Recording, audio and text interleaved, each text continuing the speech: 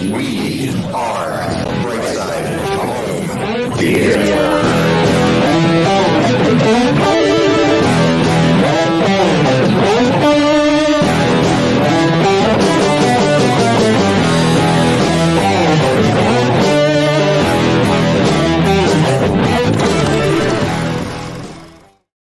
Hey, home theater nerds, welcome to the Brightside Home Theater Podcast. The Home Theater Podcast, it's all about the experiences, the sights. Where's the sounds, the scenes? The sounds and scenes are delayed today, everybody. Sorry about that. We had a little snafu with time zone situation. So I'll let everybody in on what's going on back here. I'm sitting here waiting. Steve and I, we always communicate with the times are always, okay, I'll be on at 3:30. And then everybody knows who's saying what. We don't go back and forth with, okay, your time, my time, this, that. We all know each other's time zones.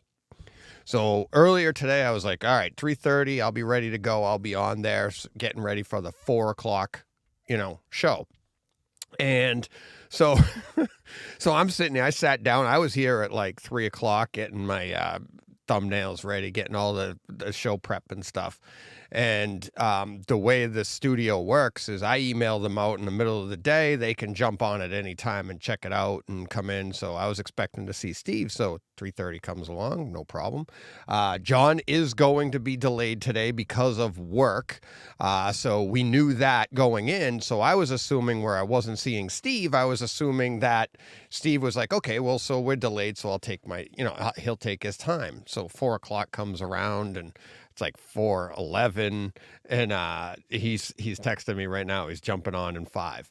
So he goes, I like 4:11. I go, yeah, I'm sitting here in the studio. We call it the studio, waiting to join. And he goes, yeah, I'll be joining at like 3:30. No big deal. And he's like doing some stuff right now. And I'm like, and I went, oh no, oh my God. So here in Massachusetts, in our time zone, we set our clocks ahead on Saturday. Apparently they didn't do that over in Europe. They don't do that over there. So he was assuming the 3:30. Now we were assuming it's a 5-hour difference. Apparently it's not anymore. So Steve's hurrying up to get his stuff done so that he can jump on with me right now. John is got a delay anyways, so he'll be joining us shortly. So that's the show. I figured I'd get on anyways because people were waiting. So thank you everybody for waiting patiently. But that's what happens. Hey, technology shrinks the world, but hey, we're all still idiots. I got a question here. People are dying to know. I tweeted out earlier this week, Mike Schramm, Johnny Speakers, already dying to know, how does the SVS speakers compare to my NHTs? So earlier this week, or over the weekend, I tweeted out the boxes were delivered. I got some... I got an SVS Ultra Center, SVS Ultra bookshelves. That's going to be my front stage. And I got some SVS Prime bookshelves for the back. Prime satellites called for the rear channels. And a couple of things I want to do with the, let's start in the back of the room with the Prime satellites. So what I'd like to do is I want to actually compare those to my NHTs, which I have as rears right now. I have NHTs all the way around. The rear 4 are NHT Super Zeros. And so I'm going to replace the side ones with SVS. And I want to see how that sounds. And I can actually A/B back and forth with some pink noise, with different, with voices and different scenes and stuff, and see how the sound compares going to the two of them. And just to see if there's any tonal difference. The front stage, what I want to do is I really want to A/B a bunch of scenes, and I've been building, my library forever, but with a bunch of scenes, obviously Star Wars and stuff. But to do that, this is where I wanted to get everybody in. I wanted to talk to John and Steve about this as well, but people are dying to know. I haven't even unboxed the speakers yet because I want to do this right. I am not in a hurry. And what I want to let you guys know is the process that I'm about to take. It's not just the SVSs. Okay. So I have it in my notes here. I've picked out a few pairs, and here he is right now. Let's have him join in. There he is. How we doing, buddy? Yeah, good. Sorry about that. I didn't realize your clocks had gone. Your clocks had gone forward. I know. Nobody knew. I didn't. Yeah, it was just stupidity on. I should have said something earlier today. I should have been like, I didn't. It didn't even dawn on me until you said like what time it was. You're like, oh yeah, I'll be joining at 3:30, and I'm like, So that was funny. But I was just good.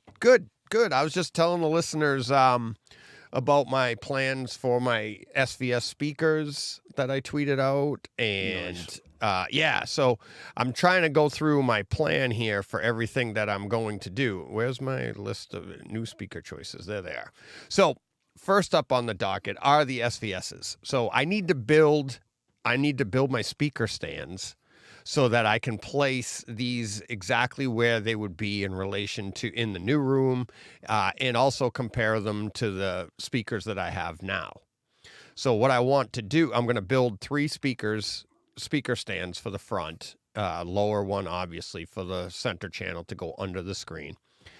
And then I want to be able to A/B these as quickly as possible. And at first I was going to use this switcher that I heard about on HT Guys. But now I'm thinking there might be an easier, quicker way where I just go boom, boom, boom, and I go across the front. It'll literally take me like 40 seconds to go across the front of the room and switch out some speaker wire, just pop it in. And then be able to really A/B and take in some scenes and go back and forth, because what's going to happen is that we're going to have a bunch of face-offs and kind of like March Madness bracket, but this is going to take a little while to do. And I also want to experience these speakers for like a month on their own, to get a feel for them. So my NHTs are going to go up against the SVSs. I've been dying to learn the difference in those anyways. And then whichever I prefer out of the two of those will go up against, let me see. I think I have Focal Aria 900 line on deck next. I think that's the one. Yes. Focal Aria 900. 900s across the front. Same idea. Bookshelves across the front. They also have a center channel, so that will be next. Then whichever one wins out of that will go up against the KEF R3s. And so these are the 3 that I'm looking at, that from all my research and everything, without hearing them obviously in my room, but are pretty much kind of what I'm looking for. So different price ranges. I think the Focals are relatively the same, maybe a little bit more than the SVSs. And then the KEFs are even more. I think they're quite substantially more, actually, like not double, but a little bit more. So it'll be interesting to hear the difference in all of them. And then as they go up against it, like which ones do I prefer in that range, and see, and this is how I'm making my choice for the next theater. Right now, the other thing is like, okay, as I go, it's like, okay, now I'll put the SVS, say the SVSs win, I'll have to replace the NHTs in my system now, and then go on to the next round, and then go from there. Now, do I keep going in this theater with which one wins until I move? I don't know. It's going to be fun. It's going to be a lot of fun. So, but yeah, that's the big plan. And I don't want to rush it. I am super busy right now. It's like every spare moment I get, if I can get a few minutes, I like to sit in my theater and watch stuff for the show. I like to relax a little bit. But then on top of that, we're trying to get my daughter's house done, and I'm doing a lot of the construction for her. So running into like this whole past weekend was like, get up, go to my daughter's house, work all day, and then come home. And same any off hours, I try to go there and do that. So, yeah. So I don't really have a lot of time to build speaker stands and stuff yet, but I'm really looking forward to it. So, Johnny Speakers is saying, I was going to say the Kefs are definitely a step up in price. Yeah, I don't remember off the top of my head, but I want to say they were like $1,400 a piece. And then I think the SVSs were like, the center channel was like 8, and then I think the ones on either side are they're 7 or something like the $699 and then $799 is what those were. But then the Kefs are a little bit, I don't think they're maybe the center channel was $1,400. I think the Kefs were were the one where the center channel was actually a little cheaper than the left and the right. Something like that, which is unusual. Most of the time people charge more for their center channel. So, but I wanted to have that little bit of a jump in price and see if I noticed a difference. If I noticed like, okay, that's worth it. Let's see how that goes, because I know SVSs are supposed to be really, and same with NHTs. That's why I think this is a good comparison all the way around. NHT and SVS are supposed to be good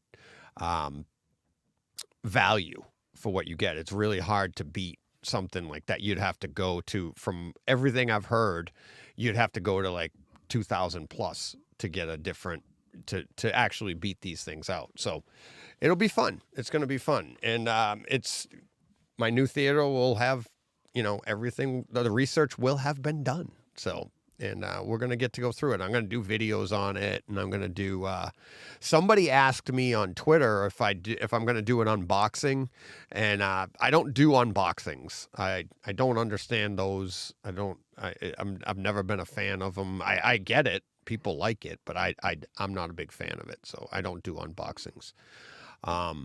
Do you watch a lot of unboxings, Steve? Not generally. You throw the boxes out, for God's sakes, or store them. Yeah, I store them. Yeah, it would have to be something pretty, very, very special, something that I'm desperate to get to watch somebody else enjoying opening it, and I can't. So yeah, I think there's a time and a place. Right. Yeah.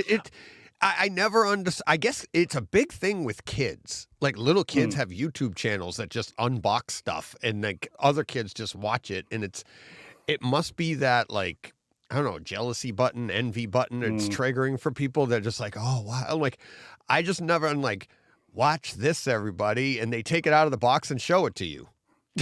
But like, all right, now look at what you don't have. Yeah, exactly. Or even if you do have it, you're like, yeah, it looks just like mine. It's like, I've seen advertisement, not advertisement, but you scroll by them and like unboxing my new speakers or unboxing my new projector or unboxing my receiver. They all do something else other than just sit there, right? So it's like, I mean, unboxing, if you were like, I'm going to unbox my Mona Lisa that I just bought. Well, that's a painting. That's something you can actually see. That translates to video. Like unboxing my speaker. Are you going to connect it? No, I'm just going to show it to you. Just going to stare at it. Yeah. I never understood that. So no. Can I ask you this? Because I think Todd asked you as well, and forgive me if you've already mentioned it before I came in. And just curious, why is it going to be bookshelf speakers for the new place no matter what, or is there any reason why no floor standards? Just curious, bearing in mind no, great, it's a great question. It's a great question because I actually I was considering, I still do want floor standing, but from what I understand with the especially with the SVS, they have those side firing subwoofers. So where the proximity to the wall, because of my screen, they're going to be so close to the wall on the sides, it wouldn't sound right, and you're not going to get any benefit out of that.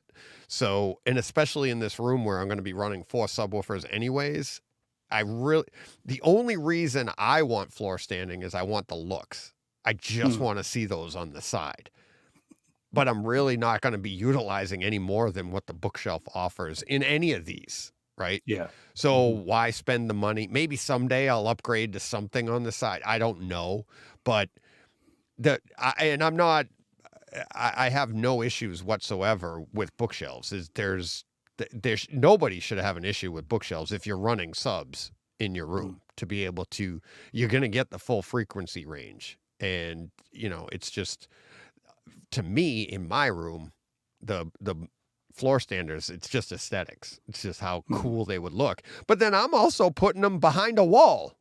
So you're not even going to see them unless I put the lights on behind the wall, which I do want to be able to do and show people my speakers. But yeah, so there's, let's see, Johnny Speakers. Oh, Ascend Sierra's here. Oh, okay. So sounds like fun. What did he say? Johnny Speakers says, I'd love for DJ to try some Ascend Sierra series. Yeah, what's the price on those? Yeah. And then Dan says, I've had the SVS and the KEF, and I ended up with Arundel. Pretty sure that's a character in Lord of the Rings, isn't it? Exactly. I mean, you can go down a rabbit hole on these things endlessly. Exactly. And I think eventually you're already doing what you should be doing, which is try it yourself, see what you like. If you like it, buy it. Right. That's you're already doing that. I mean, otherwise you will never decide. Because someone will always say, I prefer that to this. And, we've talked about it before. You'll never, ever get to where you want to go. No, I know. And that's this, Johnny Speaker says the bookshelves are $1,500 a pair. Well, that's not bad. The bookshelf, that's $750 a speaker. I can do the quick math. So yeah, that's not bad. And that's for the Ascend Sierra. So that's not bad. That's right in the same price range. But exactly what you were saying, it's a rabbit hole, and that's why I'm like, I've got my 3 here, maybe these Ascends here, but there's always somebody there's always something somebody could add in to make me be like, all right, I'll try those next, and I'll try and then you're always there. I've had my NHTs for almost 30 years. Can you believe that? Since like 95. So we're coming up on 30 years I've had these things, and they'll still be, I changed the fronts just recently to the C series, but before that I had the Super Ones, which are the larger version. And when in my first theater, I had, not my first theater, but my first projector, I had an acoustically transparent screen, and we talked about this online. I had 3 of the exact same speakers all the way across, and they were the Super Ones stacked vertically behind the screen, and that was my front stage. Then when I went with a standard screen, I had to get the NHT center channel, but it wasn't the C series. It was the step down from that, and then I upgraded from there. So it's NHTs has been for a long, long time. So this should be fun, and it's, you're gonna have to. I mean, in my house, the NHTs are king. So you're gonna come in, and if you're gonna knock off the champion, you gotta come in with something good. So we'll see if SVS is up to the task. It's likely to be, isn't it? It's got to be, surely. Yeah. I hope so. I mean, they're very similar. They have a few differences to them, but they even look the same. They have the similar, like the C series. They even have the they're not perfectly square. They have the shaved corners on the front. They have gloss black. I got the same. So I don't know. Maybe, I'm sure once I do the videos and stuff, I'll have the comparison of them. But they're very similar in size. They're very similar in that. I think the SVSs have an aluminum, as you would say. Yes, thank you. Yeah, there you go. I can speak your language. I think they You're have correcting yourself before I do it now. Yeah.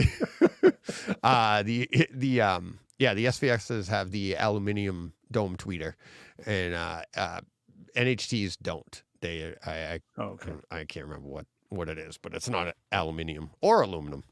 So it's I mean, you're talking to the right person if you're talking about, you want them all to look the same, aesthetically pleasing. I mean, I couldn't have anything else. Yeah. All mine are identical apart from the center, which is just the bigger version of all the others. Right. And and again, there's me saying about floor standards, mine are on the wall. All of mine are up on the walls, and yet they sound great, although they're meant to be on the wall, to be fair. So they're the way that they are set and designed is to go on the wall. Right. So yeah. No, I get that. And you're putting them into the wall, aren't you? You're going to recess them or put them behind the wall in the new place, aren't you? Including the rears and the surrounds. Mm-hmm. Oh, the rears will definitely be hidden because that's got a 2-foot false wall in the back as well. Okay, so little hole for them, and they'll go flush. Not to even. the wall? Not even. It's going to be the front wall and the back wall are going to be all speaker cloth. Mm-hmm. Front and rear. Okay. False wall. And then everything will go behind that. So I'll have subs back there on the front and the rear. I'll be able to set my speakers wherever I want back there. It's going to be a 2-foot gap between the actual wall and then this wall. So I'll be able to put anything I want back there and place it accordingly. And then on the side walls, yes, they will be recessed within the wall, also behind speaker cloth. And then those will also be all filled with insulation for sound dampening and sound absorption for within the room. But it's so I'm narrowing down the room, that's for sure. Getting closer and closer to what I'm going to have to work with for a size. And so I'm able to design that. And now it's just the depth that I'll be able to use on the sides. And do I have to pop it out a little bit more where the speakers are and stuff like that? So I've got some ideas, but it's fun. It's fun. But yes, I love the stealth look. Yeah. Mm-hmm. So. Yeah, well, it's cool when the lights are out. It's all just going to be black, and that it's just going to be the screen, which again is what I like in mine. Love when you turn the lights out. That's it. It's gone. You've just got the screen and you can just lose yourself in that image, which is what's so cool about it. So yeah, it sounds great. Sounds great. Yeah. Carl is saying hello, by the way, and thing from he's in line at South by Southwest for a Cheech Martin interview. Carl, that hasn't shown up on my. At 8:35 my time, not your time. Yeah, they said we're listening whilst in line for a Cheech Martin interview. Say hi to Cheech. Oh, there it is. Carl. Yeah, there we go. I found it. We are listening. That's funny. Yep. Yeah, that's it. So say hi to him for us. There you go. All right. So that's the SVS update. I know everybody's really looking forward to what I'm about to get into. And that's one of the things that I wanted to say too. It's funny is it's that people always are just like, what do you think? What do you think? Because they have them, or it's like, am I right in having them too? Yes. And it's like, or even if I don't like them, right? What is that? What's going to happen? Are people going to be like, oh no. Everybody's different. Don't worry about it. That's why there's so many different speaker brands out there. Everybody's ear is different. Everybody's room acoustics are different. There's no right or wrong answer. But it's just funny that it's like, oh, okay, whew, I'm right. All right. I just want to make sure I'm right too. There is an entire industry based around that, DJ. In fact, industries. I think just about any aspirational industry has that, doesn't it? Whether it's the new car, the new, whatever it might be. If it's a consumer product, the idea of, is mine good? Do other people feel that my purchase is validated or validate my purchase? So yeah, it's how it is. It's just human nature. It is. It is, because we're creatures of habit, but we're pack animals, right? Like that's why we get along so well with dogs, and we're pack animals. So the pack needs to, we need to be appreciated by the pack, right? And it's like, if I'm doing so, here we go. We go. John coming in? I think so. I don't have an image. There he is. Hey, John. We are live. I just got to let you know that right up front. I know how you can be. I mean, you could just throw me in the deep end and let me learn how to swim. Oh, okay. So, John, what do you think about that? I think what you said was dead on, and what DJ said was crazy. Oh, he's He accurate. has been listening. Was that right? There you Pretty go. much. All right. All right. Well, perfect timing. All right. So I didn't know when we were going That's what to I'm be- known for. Yeah. That's not what I heard. Yeah. I'm I'm talking to my wife. Let's see where I'm looking for. Oh, man. There we go. All right, let's get to this. We all have the attire on. All right. First and foremost, like this has been a long time coming. It has. What's it been, like 2 months? Oh, at Easy. least 6 More, weeks. more. Yeah, Yeah, at it's least been a 6 while, weeks. isn't it? Yeah. Yeah. So, So tell me, DJ, who are you wearing this evening? My tailor. I'm wearing. Oh, bit of Hugh Grant. I'm, Can't remember his name. Can't remember his name, but I'm wearing Danny speakers. So that's the let's pull that up right here. We could pull it up on the stream here so you could check it out. This is our TeePublic page. And if you go to our TeePublic page, you'll notice right here there's BSHT and a bunch of quotes. We'll click on it in a minute, and it says right down here, Danny Speakers T-shirt. And then when you click on it, okay, there you go. So you can see that, and then say now we'll get closer on that. BSHT, quote, you pulled the pin, end quote. And these are all quotes, actually. It's like listening to paint dry in Dolby Digital, only the bright side. 3 guys sitting on the bus bench. Ask me about home theater. The sights, the sounds, the scenes, and then our logo. So everything you see here, Danny came up with all by himself. Dan came up with by himself. I added the logo on the bottom. Dan made these, sent one to John, sent 2 to me. There's still one on the way to Steve. We don't know where that is. In the meantime, I asked him, I said, Dan, can I put these on TeePublic? So I put them on TeePublic. Basically, I just duplicated it and then added the logo at the bottom, which works perfect because he put these in order. And then at the end, it says the sights, the sounds, the scenes, and then the logo, Brightside Home Theater. So we got BSHT T-shirts. The work he did for this is amazing. We were all blown away. And John was so excited. I was. Are we telling that story? Do you want to? Well, let me start off by saying I'm very flattered that everybody seems to think I can wear an extra large because I'm a little bit bigger than that. You didn't have to say that. Well, I'm telling the story. So, Okay. yeah, Danny was kind enough to send a shirt, and it was a little snug on me. And so I kind of reached my hands up inside of it to try to just stretch it out a little bit because it wasn't bad, but it was just a little tight. I was like, well, maybe if I can just loosen it up a little bit, and I pushed my hand right through it.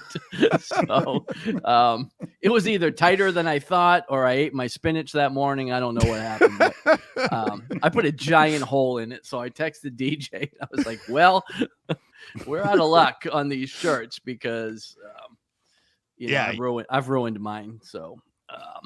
That's okay. I had this.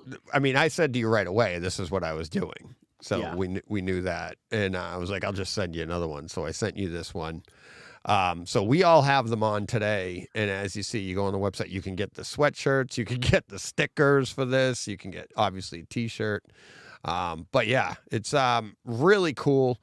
And then obviously you could see we have other things. We have just the regular logo. You can pick your colors. You can do all of this stuff. But the other thing I wanted to let everybody know is I'm hoping Danny started a trend with this. I would love, more. And everybody else will send us free T-shirts. No, you don't have to send me a free T-shirt. to break. Yeah, just for me send to break. Yeah. 2X, guys, 2X. The beauty is you don't have to send me a T-shirt. You could just send me the design and then send me an idea, send me a design, and we'll make it up, and I'll just throw it up here, and it'll have your name on it. So this is the Danny Speakers T-shirt. You can, like I said, you go there, you click on it, there you go, and then you can choose your color if you want it in red. There you go. So, but yeah, I always put everything in blue. That's what I prefer, but you guys can choose whatever you want. But yeah, it's I know Johnny Speakers and oh man. Oh, Mike Schramm, Johnny Speakers and Mike Schramm are going to, I forget the name of the place they're going. They were there last year. Johnny Speakers wore his Brightside shirt and he was spotted by SVS. They were like, "Hey, we know them." And so you can actually get recognized by wearing these out in public now. So that's kind of fun. So yeah, anybody wants to design something, we'll put it up on the website, and that'll be fun. That'll be fun. So thank you, Dan. Thank you very much. Really appreciate it. Sorry it took so long for us to get this on air, because he did this. He did it around Christmas time. We got them shortly after Christmas, something like that, right? Beginning of the year. Mine arrived today. Yeah. And we tweeted about it. I literally texted you because I'm like, Yeah. "Hey, have you seen anything yet?" I didn't know if it could, and then you literally, and then I saw your tweet later. I hadn't even seen the text from you yet. And but yeah, so just showed up. So we're all wearing them today, and pretty excited about it. Very cool. Very cool. Yeah, no, that's awesome. Yeah, thanks, Danny. It's very cool. Yeah, so if you are a budding fashionista and you want your own fashion label, now's your chance, isn't it? Really? Yep. Yeah, you can end up on TeePublic with your name under your design. So there you go. So sounds like fun. All right, we are all over the place today, running behind. Did you hear why we ended up behind with Steve? Steve, well, no. I forgot to tell I saw the text about the time change. Oh, yeah. Okay. Yeah. Like, I was trying to know. drive home. Yeah, I was trying to get home from work, but I thought we changed first. I thought we went first, then you guys. So I didn't even think. When do you change? Because we got to get that right. Last Sunday of the month.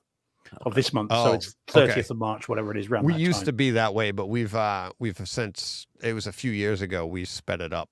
We shortened the gap between November and March. I think we moved it in tighter or something, whatever. But yeah, we're off now. I don't mind starting early. Is all good. I'm in court tomorrow, so it's right. It's all well, good. I still have to be done because I have a hockey meeting tonight at 7 my time, so I still have to be done on time. So. We need to cook this along. So let's get to Patreon supporter of the week, Brent Jones, 2 months. Thank you very much. No new patrons, no new donations this week. Still standing strong at $163 for the month. And we will be giving to Haymakers for Hope, Brian Curtis, raising money to fight childhood cancer. So I haven't checked in on his amount yet, but we will be donating our $100 at the end of the month to him. So let's see. Let's do some quick giveaways here. Let me pull that up. Did anyone claim the cubes? Brock Stars cubes? Oh yeah. Oh, I'm sorry. You're right. We didn't announce that. Yeah, Mike Schramm did. Next morning, he's like, "Did anybody claim those yet?" And I was like, "Nope, not yet." So he grabbed them, and I believe they are on their way. I don't know what the total is, but John's paying for the shipping, and then Mike's going to make the equivalent donation to us. So that will go towards the monthly total as well. But yeah, John's donating them and paying for the shipping. That way we can benefit from the donation completely. So really nice of him to do that. So. But yeah, Mike Schramm should be getting those momentarily, I guess. I don't know. Hopefully they go a little quicker than these T-shirts. yeah. Well, they're not going to England, so you're all good. You're going to rely on the Royal Bloody Mail. Yeah. I'll know. Do you know what? I'll know what happened to the other shirt if he turns up and he's wearing the same one. Yeah. Yeah. Let's see. We have for donation. Sorry. New giveaways. Giveaways. Buddy, we were doing giveaways. Sorry, Yep. mate. I jumped No problem. These are giveaways as well. We have all given from Mark Hader. We have Pirates of the Caribbean: The Curse of the Black Pearl. Star Trek: The Motion Picture, the Director's Edition, the newest one, and Fantastic Beast and the Secrets of Dumbledore, all to be given. And last week we gave away Hunt for Red October, The War of the Worlds, the newest one, Ambulance, The Batman, and Maverick. So we still have all of those available. Don't you mean the Oscar-winning Maverick, Deej? Well, we're going to get to that. But yeah, I do. Yeah, let's get to that right away here. And then we'll get into some tweaks. Yeah. All right. Let's do some Oscar talk. I thought I had some graphics for that, but I don't. I thought you'd have a sort of sounder of someone being slapped. No, I could slap myself. I've done that. Don't before. do that. So did anything surprise you here in like the big ones that we were talking about? Not for me, I don't think. I mean, I think I was a bit surprised that Everything Everywhere All at Once swept the awards as much as they did. Yeah. You know, I could say, I mean, the best supporting actor. I mean, that was Ke-Huy Kwan's all day long. Did you see the picture, by the way, of him when they were young? And did you see that one? Tell me that didn't bring a tear to your eye. Oh my God! Listening to his acceptance, it was, and Jamie Lee Curtis's as well, her acceptance and for her parents and everything. I was like, oh, and I was watching it the next morning. I'm like, wow, that was, and I thought it was great that she got it, you know, and it didn't. In a way, it surprised me, but it didn't surprise me because it is an amazing performance. It's just we're not used to seeing that performance winning, right? That crazy over the top performance winning. Yeah. With the picture, did you see the picture though from Temple of Doom with Short Round cuddling Indy, and then underneath it's the picture of them cuddling? I mean, that was beautiful. And then there was a tweet that had that picture, and then it said, "You took the long way round, Short Round." You know, just what a lovely picture. It was great. But yeah, so I wasn't surprised with Best Supporting Actor was nailed on. That all day long he was going to win that. Supporting Actress, again, Michelle Yeoh, it's her time. She was actress, wasn't she? Supporting actress was Jamie Lee Curtis. And again, you know, both of them well deserved and really good. So I had no issues, no surprises with that. But I'm a bit surprised, not because I don't think it's worthy, but I'm a bit surprised of the Best Picture and Best Director as well. I was a bit surprised at that. I thought that was going to be All Quiet on the Western Front all day long. And again, not because I don't think it's deserved, just because I was surprised that they went, because it is a very quirky film. It is. It's so our type of film, and we're not used to seeing those. And that's why I tweeted out today that I loved the idea when they went to 10 for Best Picture, because it was to get more of the blockbusters in there, to get people more hopeful. But when they did it, we really didn't think our types of movies were going to have a chance. We knew it was a publicity or we thought it was a publicity stunt. But is it working? Because maybe this movie wouldn't have been nominated 10 years ago or whenever they didn't, you know, I can't remember how long ago they upped it. But you know what I mean? It's like, it's opening people's eyes. It's opening people's perspectives on, hey, you know, and that's why I think he got Best Director. It's like, it's one thing, I get it. You make an epic like All Quiet on the Western Front, but how do you direct a crazy movie with the special effects, with everything that goes on directing a movie like that? That is an amazing job. You know? Well, you know how? You get two of you to do it. That's how you do it. You don't have one of you, you have two Daniels. Right. Well, the Russo brothers and same idea. But I think, like you said, we all think it's worthy of winning, but we're surprised it won because we're not used to our movies getting those, you know, and I'm hoping it's a sign of things to come, you know, more movies like this get. Yeah. Although this is so offbeat and unusual, I'm not sure I want to now see a lot of quirky clones. I think this is so unique. It's a lovely little jewel that I quite like as it is. And then seeing lots of people imitating that would be a problem. So because quirk, I don't know how you guys feel about this. I'd be curious about your view as well, John, in terms of quirky films for me are either love or hate. And I think sometimes that it's just quirky for the sake of it, it becomes irritating very quickly. Whereas I think in this was done with a story purpose in mind, and with the narrative in mind, if that makes sense. So I wouldn't want to see a lot of films like this now coming out, because I want this to, be as it is. So it'll be interesting to see next year whether they go more conservative. I know that's a loaded term. I don't mean it that way. No. In a more traditional, shall we say? That's probably a better word, isn't it? A more traditional type of movie, an epic, a low-key drama, something like that. Will they do that next year as a response to this or not? So yeah, I don't know. So yeah, we'll see. But yeah, I mean, it was, but very well deserved. Have you seen it yet, John? I haven't seen it. No, I still haven't seen it. Are you intending to, or is it one eventually when I can pick it up? But I'm not watching a lot of anything right at the moment. Oh man! But yeah, no, I haven't seen it, and I'm not really your guy here, because I couldn't be less interested in the Oscars or award ceremonies or any. I know who won because I don't live under a rock, and you can't help but know who won, right? But I didn't watch the show. I didn't have any. I don't know. I'm not an award show guy. I haven't seen that. I still really want to see the movie. Not because it won Best Picture. I mean, I've wanted to see it regardless.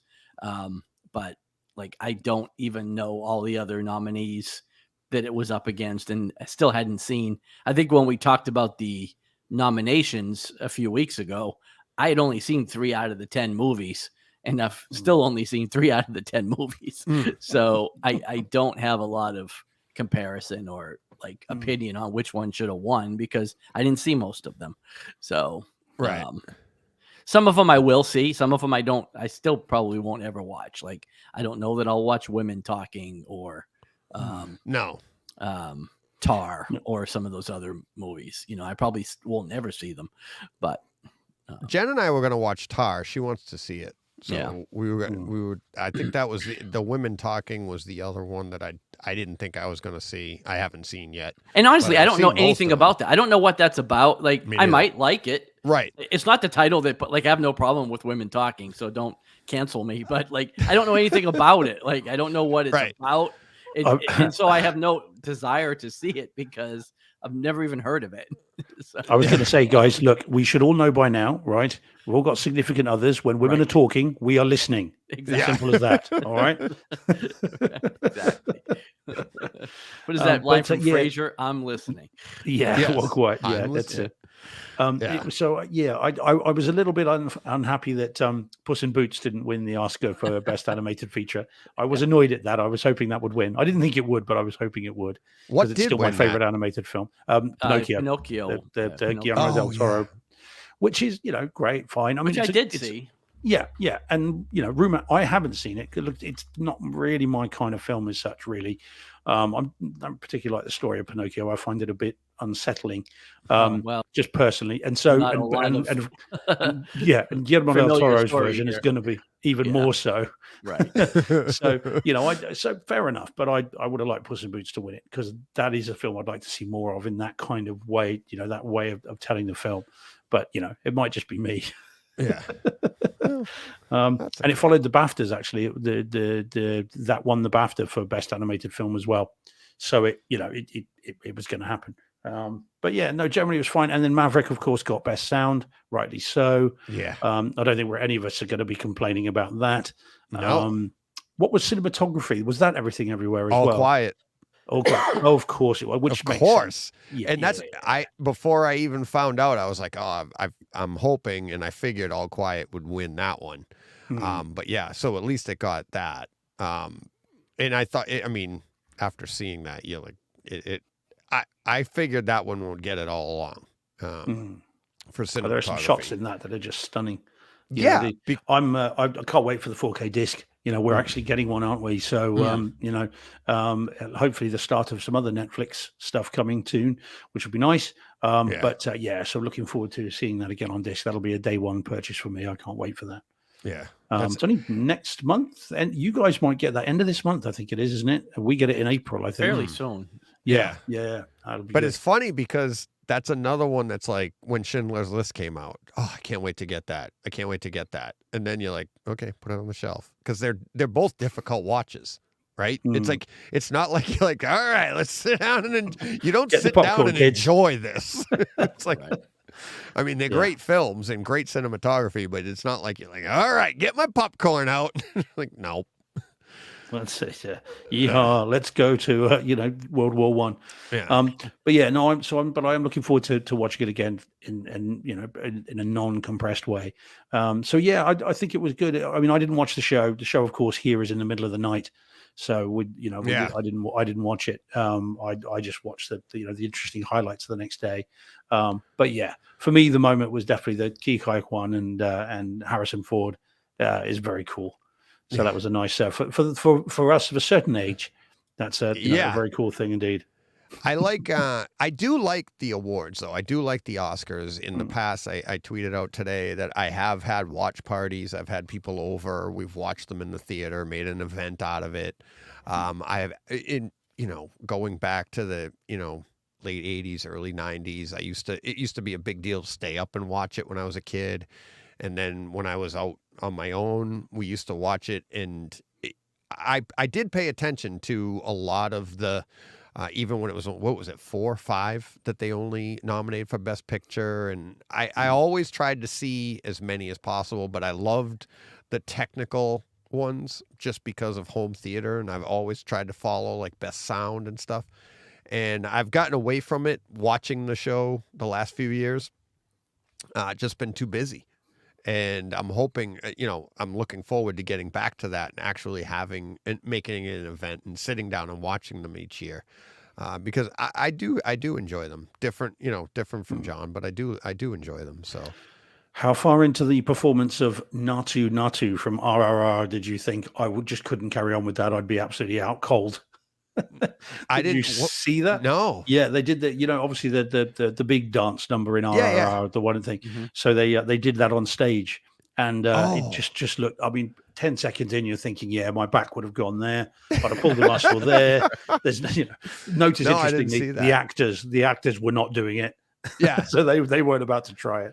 But Oh. yeah, they did the full number. It's just like, oh my goodness. Wow. Wow. So it was it was interesting Which to is see. odd because it was not nominated for anything. Yes, it was. It right? won Best Song. It won Best Oh, Original did it? Song. Oh, okay. I thought Yeah. Yeah. it wasn't It was the only nominated thing. for It was anything. the only thing. Oh, Yeah, okay. yeah. I mean, it should have been nominated. We talked about Well, it. it Didn't we? should It should have have, been for sure. nominated Yeah. for other stuff. Well, Yeah. I mean, that would have been. And we talk about quirky films. I mean, I Yeah, appreciate. definitely. Now, I say that Quirky knowing to that us, but not really to over exactly there. culturally. Right. Not having had exposure to the culture, it's quirky to us.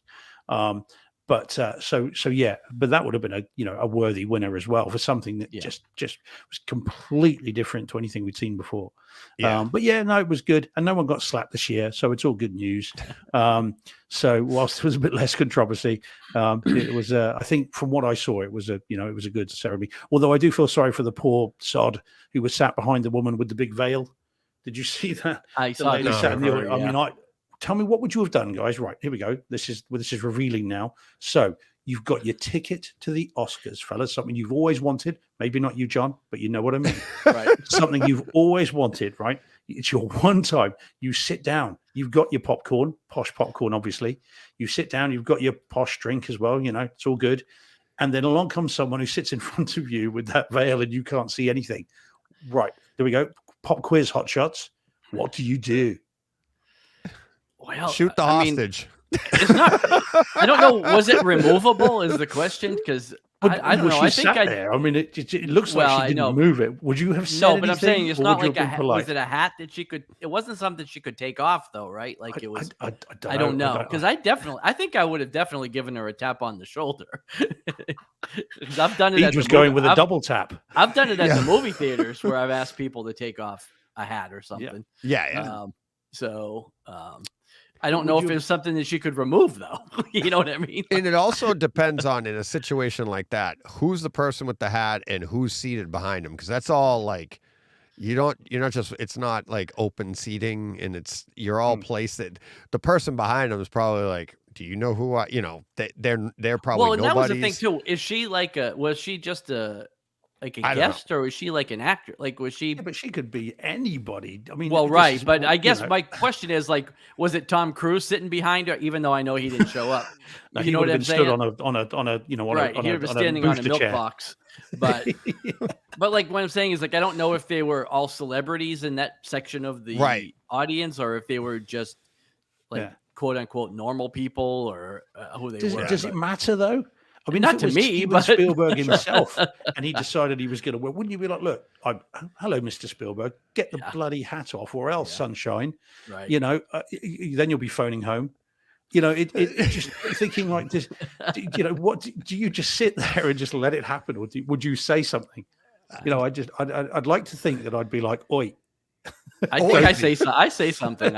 I'm pretty sure I would, because I've done it See the before. I can see the headlines the next day. Jason Statham shouts at I woman don't in know. front of Yeah. him at Oscars. I mean, I might get slapped. Maybe it's Right. I don't know. I don't Maybe know. she was Like with it Will depends or on who something. the I don't know, person but- is. I don't know. I don't know what I would do because I know I'd look at myself if I am at the Oscars. Mhm. Like, why am I there? And now I'll be like, you got a free ticket. Okay. That's why I'm there. Right. And now then I sit down. I'm like, oh man, why am I here? Oh, this is awesome. I'm at the Oscars. And then in comes the Pope with a hat on or something. And I'm like, I can't see. I'll be like, oh, that's why I'm here. I'm a seat filler. That's it. You know what I mean? Like, that's the only way I'm going to be there. I think that's the only way any of us is going to be Well, there. right, but I guess And we're assuming we're there because we have a reason to be there. Not, we're in a hypothetical Well, you asked world, what I right? would do. Why am Yeah. I there? I mean, Brightside Home Theater What's my isn't getting, motivation? Yeah. Oscar passes. You know, But you know, you've got as much of a right to be there as anybody else, surely. Right. I mean, you know, they're not. That's I had a not school true. report once, a report card. You guys would say I had a school report once that my teacher said to me that I take authority at face value would be a perfect lawyer. Right. I wondered for a long time what that meant, but I think that means I just don't necessarily put people on a pedestal and then just think, well, you've got to do what they tell you to do. And so I think with someone like that, I don't think I'd care who she was or what she was doing there. I'd like to think I'd be like, look, you're going to need to take that off because I can't see and it's not good enough. right? But But I don't you're know- but I assuming don't you're know. all equals, and to your we are. point, Well, we no, are all equals, not though. necessarily. Not if We you're all there have for- two legs and we all put our pants on one leg at a time. Yes, Right? but if We're you all were equals. but if you were invited there for free, and this person is a star, you are And not do you all think she equals. paid to be there? She was there for free too. No, but she's the attraction, not you. Doesn't matter. Yeah, I think I'm not. Again, I'm still a bit like, well, you can be at the attraction. Just take the stupid thing off your head. Right. And You're you not can telling leave. her to leave. You're But not you telling her could to leave. go. Well, yeah, but then why should you? Because someone decides to be awkward. I'm At what just- point do we stop that then? What if we get a hat that's bigger, 3, 4, 5 times as big, so 5 people behind you can't see? Is that all right? Why what are you point do we going to go- the, I don't know. You asked me what I would do. I'm like, well, if I'm there for free because I'm not paying to go to the Oscars. And if somebody invites me, it's going to be on a whim and I'll be like, holy crap, I'll be excited I'm even there. You guys are looking at it like you paid your ticket, just like in John's example at the movies, you both paid the same. Yeah, that's wrong. But if you're there for free, who knows what this person is? I don't know. I'd ask. I might be like, what, Who are can you? can we do something about this? And if they said no, I'd be like, okay, I guess that's it. Well, we know what the answer is. The answer is take a little portable projector and then just project the show onto the back of her veil. Yeah, and just there you watch go. that. It'll be like looking right through her. Watch it on my Who phone. are you kidding, live Steve? stream You'll it. just be watching it on your phone. Yeah, well, obviously. iPad. Yeah. Yeah, could you hold this, love, just behind your head, please, so I can watch it? But Yeah. anyway, sorry. No, I do appreciate I derail these conversations sometimes. And I apologize. Mike says it. Mike, have you seen that in the chat? Mike saying I'd be sitting quietly. Yeah. Come on, Mike. Yeah. Come on. You use some of that physical education teacher shouting stuff. Come on. I'm sure you could assert your authority. Surely he'd be wearing his whistle. Yeah. Just tell her to do 50 laps. You know, you do 50 push-ups and then just watch it while she's doing that. Oh. All right, Anyway.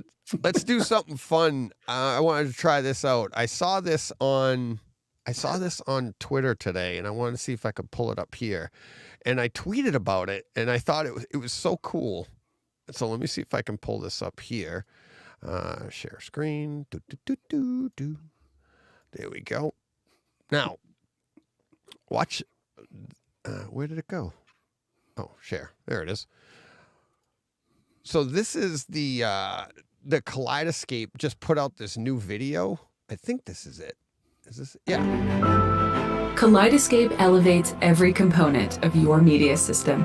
Kaleidoscape's So this lossless audio this is what makes I'm your looking for processor, here. amplifiers, Have you and guys seen speakers this? sound the way the director intended. No. The dialogue that is room. clearer, and every subtle sound and what rumble. I thought was, oh, let me back that up a sec. What I thought was cool is I'm watching this and I got like all of these like chills because I was like, this is what I used to do. It's like, look at where the speakers are in the room here. If you can see my pointer, but you got the overheads in here, you got the ones on the wall, and they're like showing you the glowing version of them because they're inset in the room. But I was just like, I'm watching this and I was like, this is what I used to watch these videos, or not even these videos, they were ads. And it would be like, this is what you could have. And then I think there's one later on. There's another one coming up, and too. rumble draws you deeper. This right here. Look at that theater right there. Kaleidoscape's Let me pause that back up. Now that's like a page out of an ad, right? And you look at that and it's like, where are the speakers?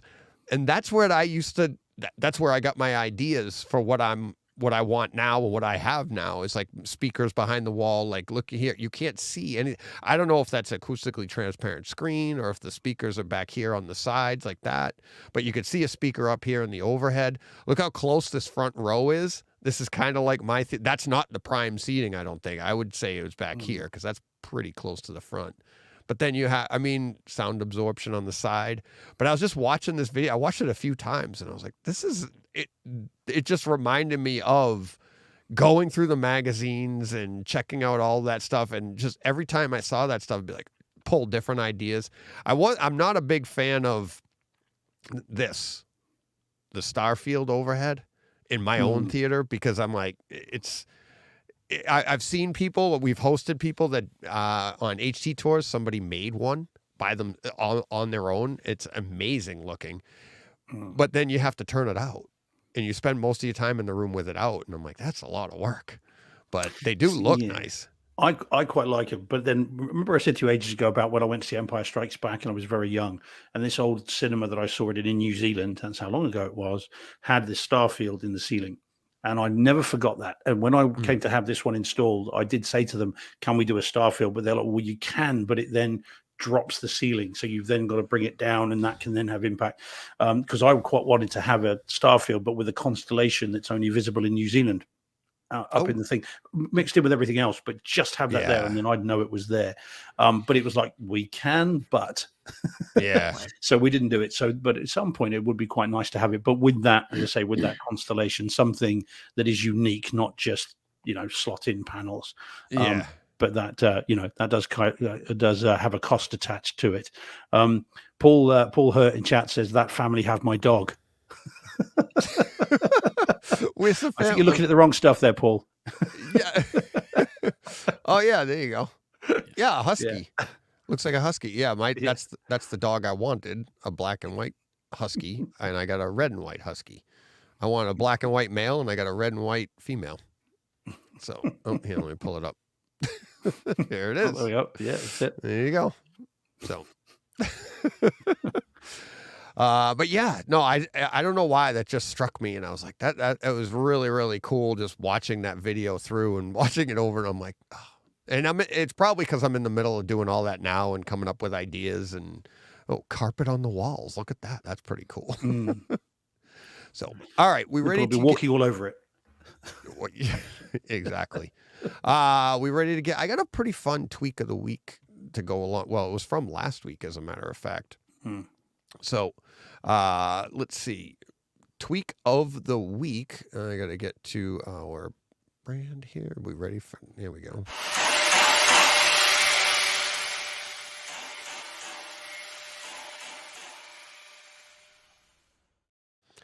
Nice. All right. First up for our tweak of the week. So I did more tweaking this a couple weeks ago, talking about with the projector. Okay. And in the middle of it, Mike Schramm asked me a question, which will Mike's on the show next Tuesday. We've already recorded it, had a great conversation. But he asked me a question about the Lumagen and does that, level the playing field for everything. He said, Steve said that you weren't impressed with Puss in Boots, and I thought the video, mainly HDR, was excellent. Very similar to watching Finding Nemo back in the day. The color and detail went up a notch. My question is, does your Lumagen make everything look like this so you're used to it now? And John and I actually talked about this last week, and it's a great question because there's many answers to it, and I don't want to get too much into it today because that's what Mike and I talk about next Tuesday. It's a great conversation, but it's a great question because it's like I was thinking rising tide raises all boats, but at the same time, there's more room for improvement and lesser, non-HDR content. So we get into that. But when he asked this, I was in the middle of, just messing with my projector settings and messing with some stuff. And, this was a few weeks ago. And one of the things I noticed is, remember I said a while ago that I have a setting, Film 1, where I actually put on the black enhancements and I put on the motion and stuff just for when I'm watching streaming and I think something doesn't look right. It's calibrated exactly the same, but then I add on the enhancements. And then I came across this, and it's a Star Wars scene. Go figure. Star Wars: A New Hope. And it's timestamp on it. It's this scene here at 54 minutes and 26 seconds. And it's when they're going in to meet. I think they're finally going to go in and meet and see the Falcon for the first time. Okay, so they're just about, you can see them in the background. So here's the scene, and you can see them in the background here, and they're just about to go in. So this is obviously the edited version, the new version. All right, 4K.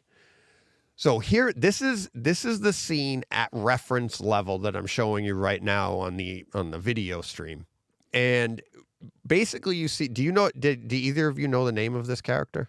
Garandan. Oh, you do. Oh, pretty cool.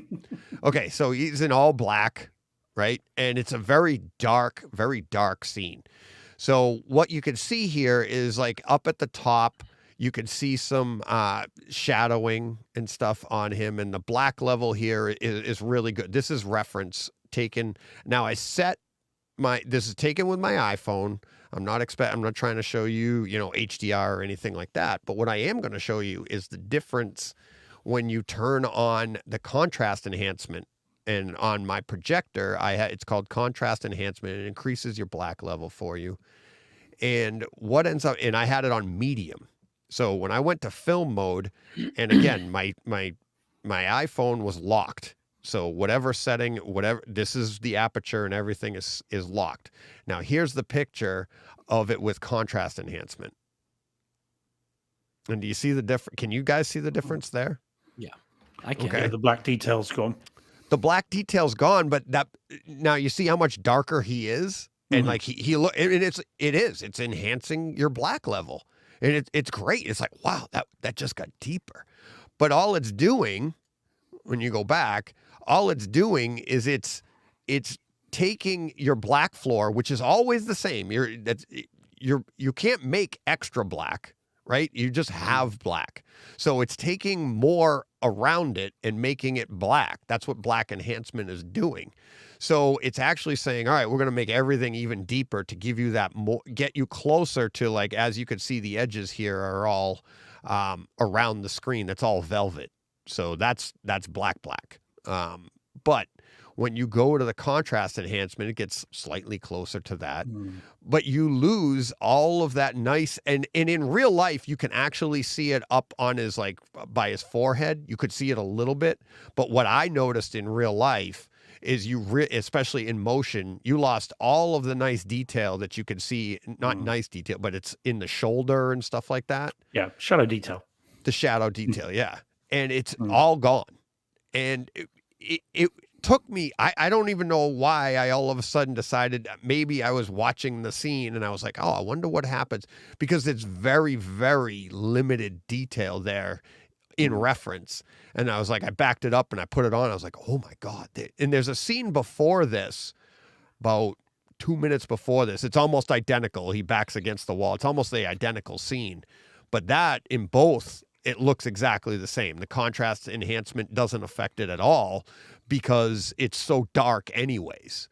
And I went back and forth on that one as well. But this one, like I said, at 54:26, that's where you can really see the difference with contrast enhancement off and, contrast enhancement on. Did you try it with Vader's costume? Because with the different blacks he's got on his he's got his sort of boxer's belt, isn't he, in the first one? Yeah. And you've got the difference with his cape, which has a sort of velvet kind of edge along it. Yeah. And then it's got the cape, and then you've got underneath as well. So it'd be interesting to see what it looks like with that too.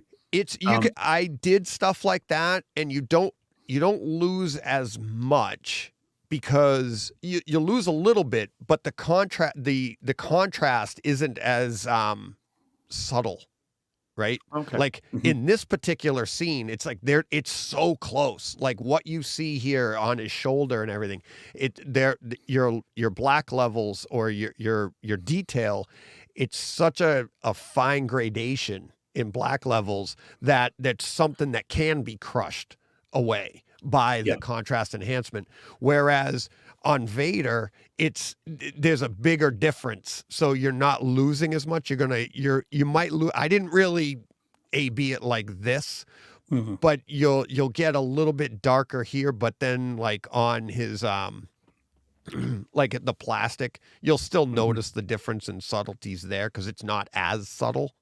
If you get what I mean. Yeah. But yeah, this is why and it's little things like this. It's like, do I really want my, that looks darker, but it's not correct.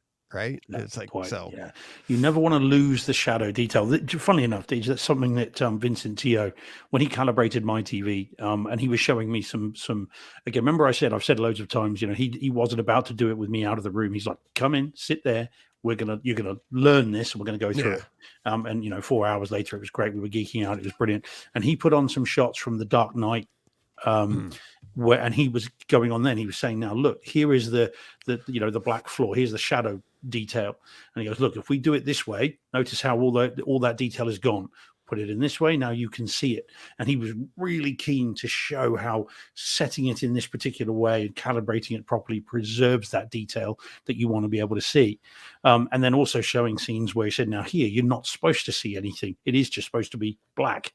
And he really, really emphasized that.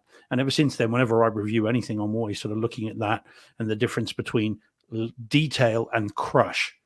And so I get why you'd want to keep it the way it is now rather than changing to the enhanced black, but then you lose that detail.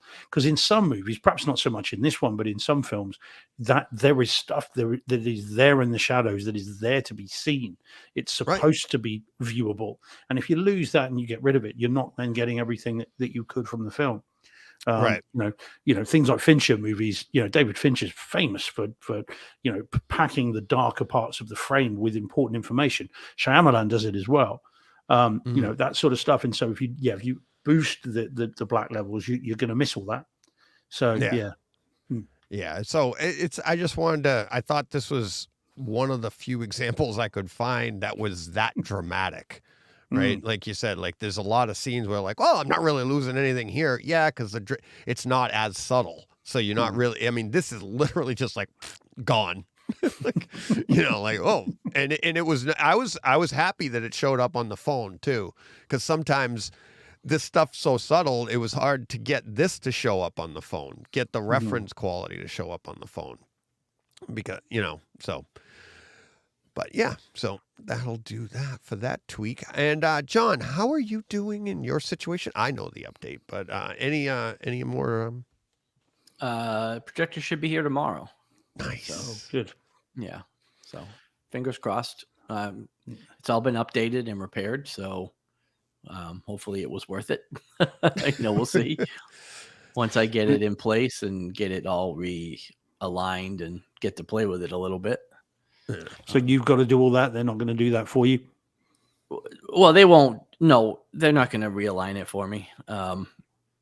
They didn't do it in the first time. I mean, they just, yeah, it's not that big of a deal. It just takes a little time. You just got to get it lined back up with the screen because the screen's in a fixed position. So you got to get everything lined back up with hopefully as little keystoning as possible, and then get it dialed in the rest of the way. So. And then, but then at least you can now get it calibrated, I suppose, as well. You're gonna, yeah, the update's done. So yeah, now I can look into getting. I mean, I'm going to live with it for a little while again, as it is, so I can see what I have and be able to notice the difference with a calibration after I get it. Because if I just jumped right into it, I wouldn't even know what improvements were made, you know. But yeah, I'm looking forward to getting it back. Did you ever get Dolby Vision on that yet? Not yet. That's another update that's still somewhere. Supposedly, just they're waiting on. It's all in Dolby's court, waiting for them to approve the certification. So that's been the stock answer for several months. So whether I believe that or 100% or not, I don't know, because I feel like it shouldn't take that long for Dolby to certify a machine. But yeah, that's still coming at some point in the horizon. So yeah. Cool.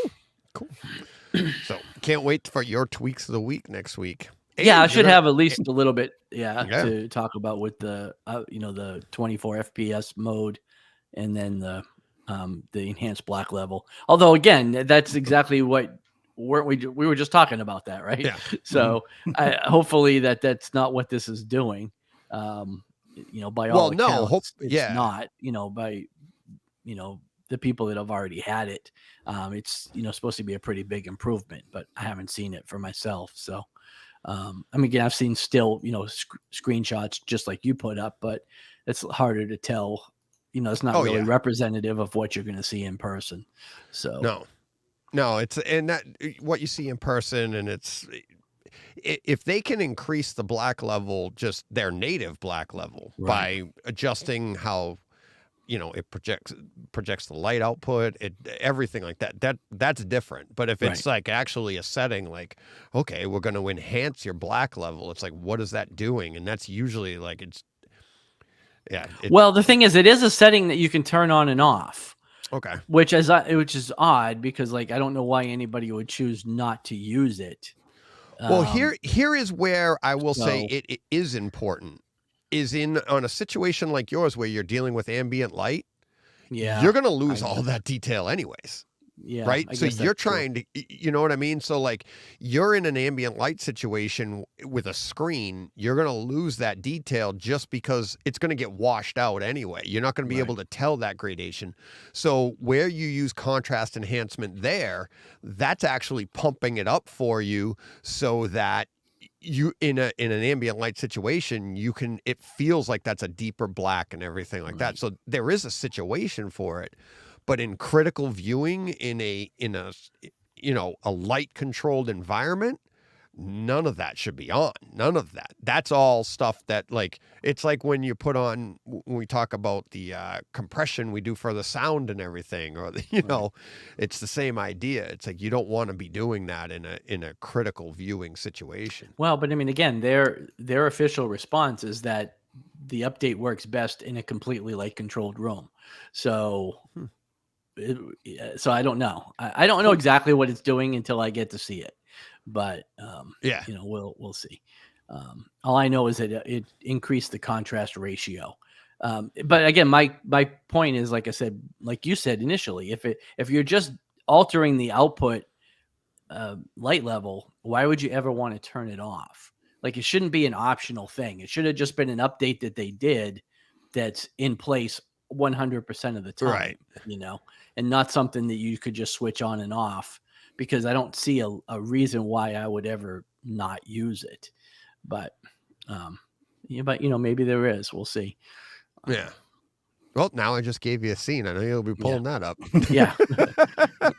Well, if nothing else, it makes it super easy to test, because I can just, like I said, go to a scene, put it on, turn it off, and Yeah. see what the difference is. So it'll Yeah. be pretty easy to judge. But I think I have that movie around here. I'll have to dig for it, but I might have a copy or two around somewhere. It's just funny looking behind you. Yeah. Maybe. I've heard of Star Wars. Maybe. Yeah, exactly. Maybe. All right.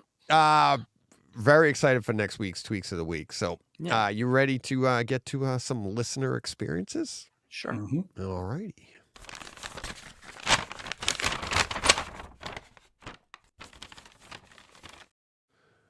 All right. Let's see. Who wants to go first? Steve, why don't you? John, why don't you go first? You haven't been. You came in late. You haven't been. I came in late, and I Steven- have really very little to contribute this episode. Right. So here you I go. might as well do this. Yeah. So this is from G. Cornell, older action movies. A listener asked for suggestions of older action titles to watch.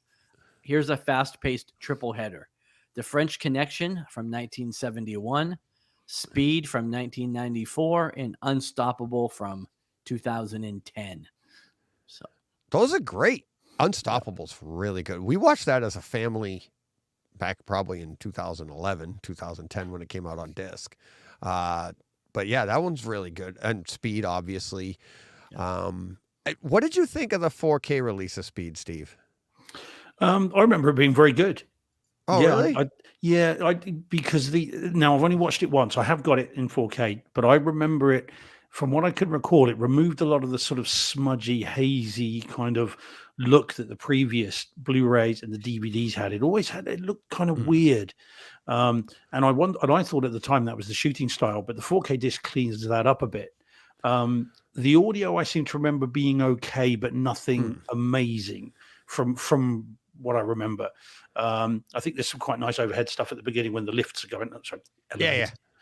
Going up and down. The lifts. We're doing aluminum and aluminium. Let's get the thing. Yeah. So when the elevator lift things are going Yeah. up and down, there's some quite nice kind of overhead movement in that. But yeah, it was okay. I don't think I remember. It wouldn't be reference, I wouldn't say. No.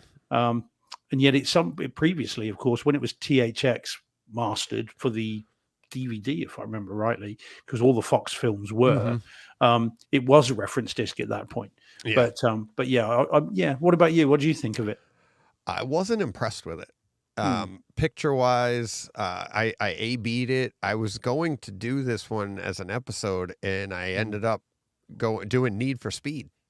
And that's how I ended. So when I did Need for Speed, I actually got halfway through this movie, and I was like, I just wasn't jazzed up about it. I like the movie. I love the movie, and maybe that's why I was a little disappointed. I was expecting more out of the 4K, especially the sound. I really wasn't super impressed with it. Even the picture, yes, the improvements, I agree with you. I read the same things. I heard the same things, but I was like, I couldn't, like when I'm doing a review like that and I sit down and do the sights, the sounds, and the scenes, I need to be excited about it. And every scene I was like, I just didn't feel it. I just didn't want. So I was like, all right, let me try something else. And I did Need for Speed. And I love that movie for sound, but Speed just, and I love the movie. It just it wasn't there.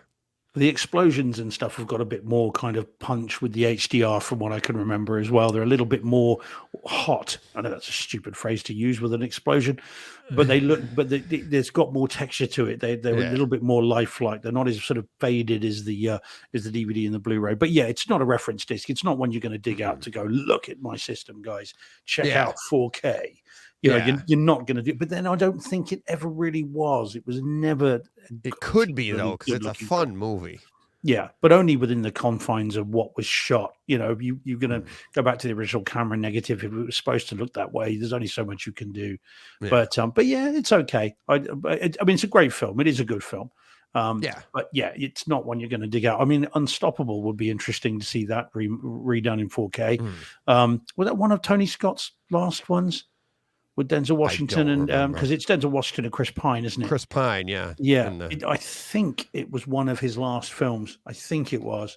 That's how I remember it, but I might be wrong. But yeah, that would be interesting. It's a loud movie. I haven't. Do you know what? I haven't seen it for ages. I've got the Blu-ray. Yeah. In fact, that's one I've got from the States. I imported that.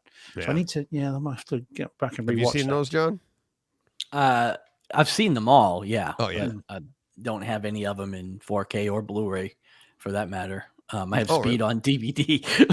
So And after my review, that's probably Yeah. where it'll stay. yeah, which I don't even have my DVDs are all for sale in my store right now, so I don't even have Oh, DVDs really? anymore. Yeah, That's funny. so I won't watch one. I'd rather just stream it. Yeah, well, there you go. Yeah, you could stream it in 4K and be Yeah, pretty it'd be equal better to than what the you get on the DVD. DVD for sure. I was thinking Blu-ray, but yeah, DVD. Well, for sure. Blu-rays I'll still watch. Yeah. You know, there's still some very good Blu-rays, but DVD I won't watch anymore. Yeah. Steve, you want to take the next one? Yeah, this is Rockstar's one. Yeah. So this is right now. This is a comment to after the Ghostbusters Afterlife episode from Rockstar. We don't know what his first name is. We never figured that out. And but the comment is GB Afterlife is such a good AV demo. You have to just play through the whole thing. The audio is demo worthy every 5 to 8 minutes. Now, I've got to. I only worked out today what that was, because as I Ghostbusters? read that, tell me. I mean, you guys won't have done it because you're not used to seeing it. I saw GB Afterlife, and I thought he meant the British version of the Netflix Ricky Gervais series Afterlife, right? So I thought GB was Great Britain. Afterlife, and I was thinking of all the things that series is, what it's not is AV demo. I was looking at it thinking, have I missed something? Now we've all I seen that. We've both yeah. seen that show, but Yeah, well, I wouldn't have. one thing it's not. Yeah. It's an AV We've all demo seen every 5 to 8 minutes. Yeah, but Steve. I know it says it right above it. I know. I could not see it any other way. It's only today I realized what he meant. That's awesome.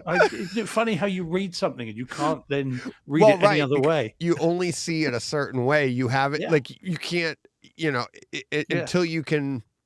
until it's Yeah. evident to you that you're like, oh my God, how did I? It's like It's right above it.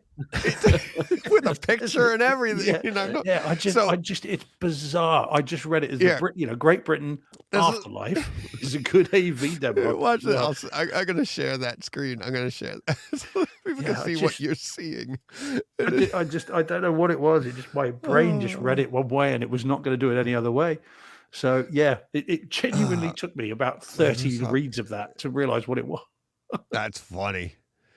Let's see. There we go. I could share that. This is what's. Yeah, let me unhighlight it. Oops. This is what he's seeing. It's the notes. Yeah. Brockstar commented on your video, and all I do is I screen grab just that picture, right? And so it has the title and everything right above it. Yeah, I know. I just saw GB and thought Great Britain, and then Afterlife, thinking it's for Ricky Yeah. Gervais. It's so great. But you're right. That is not at all a great No, AV demo. No, It's a seriously incredible show. great series. Yes, Great Yeah, series. Yeah. The last episode of that just I mean, How I Yeah, loudly right. sobbed during that, embarrassingly loudly sobbed. I mean, links into our charity, doesn't it, of this month? But the little child saying, do you believe in heaven, and what does it look like? Oh my God! Honestly, it was embarrassing how loudly I was sobbing at that. It was, oh God! But it's just so well done, so You're well like written. me. You're just like me. Oh yeah, yeah. It's not just There you Sally go. All right. This next one, Gurinder. He comes in confession time. He's like, confession time. I've never seen Pulp Fiction from beginning to end. I've seen bits and pieces here and there, but never the whole thing in one sitting. I was hooking up the system for kid's birthday on weekend and looked on my power amp. It says 1500 watts max draw. Of course, I donated some blood to the cause. I sliced a bit of my finger off, cutting down the carpet. Yeah, he's talking about his theater that he's building. Finished a little bit of wiring today on HT. By the way, I did something I said I wouldn't do. I somewhat listened back to the podcast I was on. I still hate my voice. Good thing I am not a singer. Time to try out putting up some of my corner traps and see what it does to sweeps at MLP of LCR. Wish me luck, Gurinder. So, the confession time on the Pulp Fiction, bits and pieces. Well, that's kind of the way Pulp Fiction is taken. The entire thing is bits and pieces. So maybe you have seen the whole thing. You don't even realize it. We've got more confessions in the chat. Van Gool is saying, I'm like him and have not seen Pulp Fiction. Why are you watching this? Just pause it. Go and watch it. Come back. My. You'll wait. We'll wait. We're okay. Yeah. My God. And it's not like it's a new movie. You've had 20 years to watch it. But although you hadn't seen Christmas Vacation because you said you only watch it after your birthday. But there's only been like 30 birthdays since it came out. Well, yeah, quite. Which is the greater one to not have seen? Pulp Fiction or Christmas Vacation? Good question. I don't know. I win. Fact. Yeah, Pulp Fiction for sure. Let's WV Brew. Owen Wilson Paint. I didn't even know this was coming out. Did you guys see this? No, I saw the tweet, but I hadn't seen. I didn't know anything about this. Yeah. I know the guy. I remember watching this series. Bob Ross. Bob Ross. Yeah, this came out. This was over here for a while. It was on, one of the very small cable channels, but it was always so relaxing just watching him paint and listening to him talk. He was great for insomniacs, but not good if you were operating heavy machinery. Right. But he's just fascinating. What was the draw? If you'll forgive the expression. Was it just it's just relaxing to just watch him paint? Is that what it was for you guys as well? Or well, for us it was. Now, correct me if I'm wrong, DJ, but he wasn't the first guy. There was a guy on that show before him that was like an older German bald guy. Yeah, and he did. Hey, nothing wrong with bald guys. Nothing wrong with bald guys. No. And then it became Bob. Not answering for DJ, but for me, it was just the fact that I wanted to try to recreate the paintings. Right. Okay. I fancied myself a bit of an artist, and I liked to try to do that. Okay.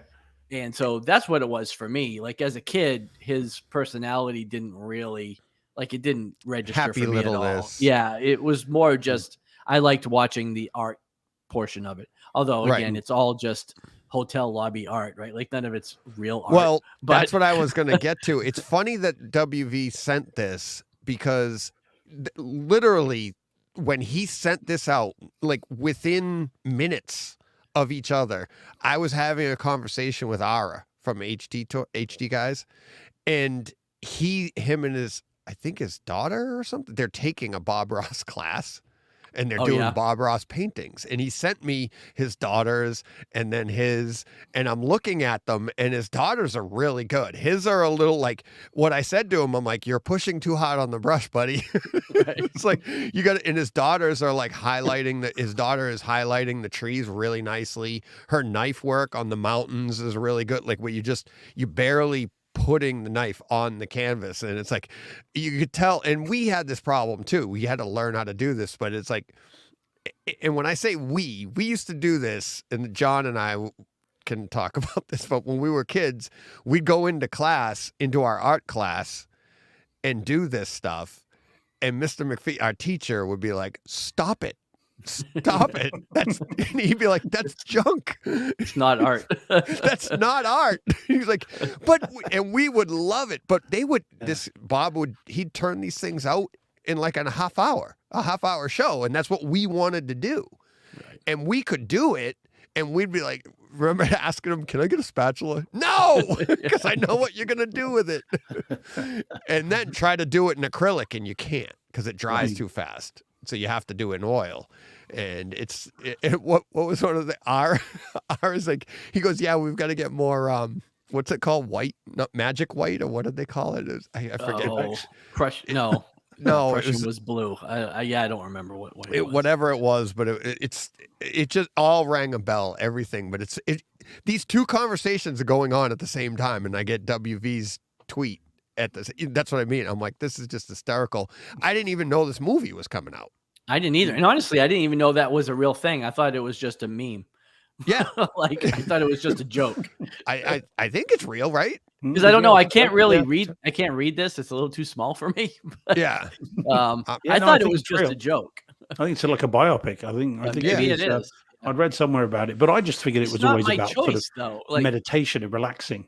I You know, don't just- see Owen Wilson doing that part. Like, Yeah.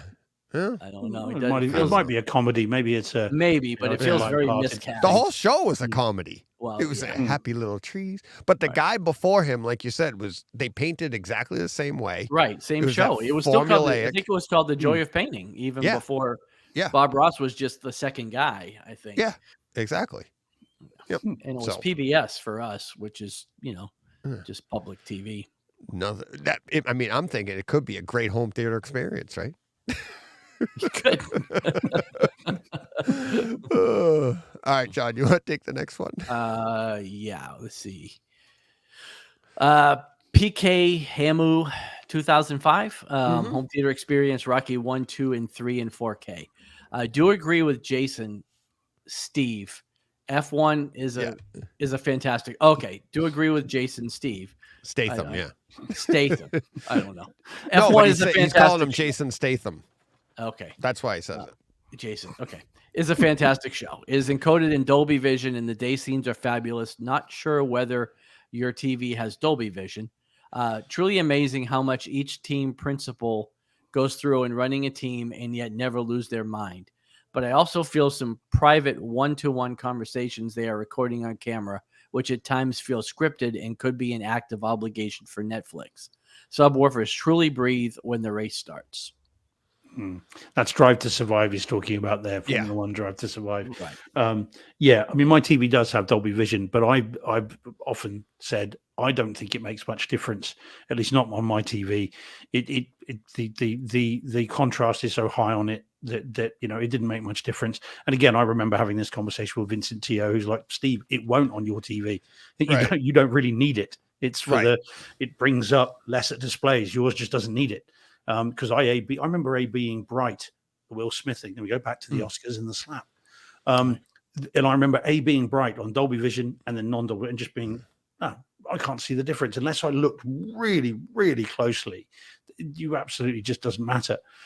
So yes, I've got it, but I'm not bothered about Dolby Vision. It does very little for me at all, and certainly doesn't affect my viewing or buying decisions at all.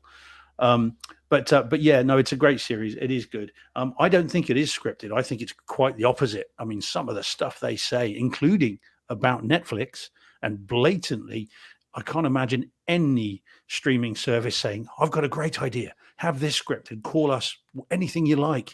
Right. I mean, I think it's quite clearly not scripted. It just looks as though they're just told, the cameras are on, walking along, just ignore us. You do what you like. And then they play stuff that you wouldn't believe, because it certainly doesn't help their brands. Right.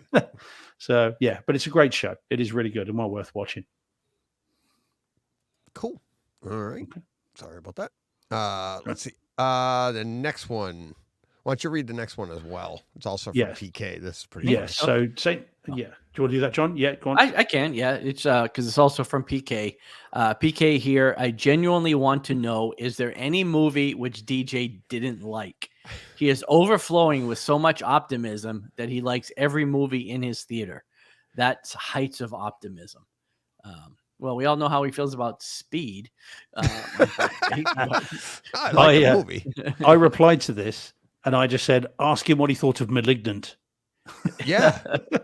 Well, exactly. And it's funny because that's the problem with being, all I talk about is the good stuff. I mean, you want negativity, there's plenty of it out there. So I just choose not to dwell on that. Yeah, there's a lot of movies I don't like, but I just don't talk about them. Now, if I haven't talked about a movie, it doesn't mean I don't like it. It's just maybe I haven't gotten to it. But you know what I mean? Like I'm of the belief that when you talk negative about stuff, somebody likes it. So you're only going to, and it's just my opinion. right? So talking negative about something, that who does that help, right? And it's like, and I'm not saying that nobody should do it. I just choose, there's so much of it, I choose not to. And I've always been, John knows that, I've always been this way. Always been this way. It's just, it's before social media. It's just like, why bother? I think it goes to the, if you don't have anything good to say, don't say anything at all, right? So it's like, I'm not trying to save anybody's life here by helping you avoid stuff. I just want to talk about the good stuff, and you can find negativity elsewhere.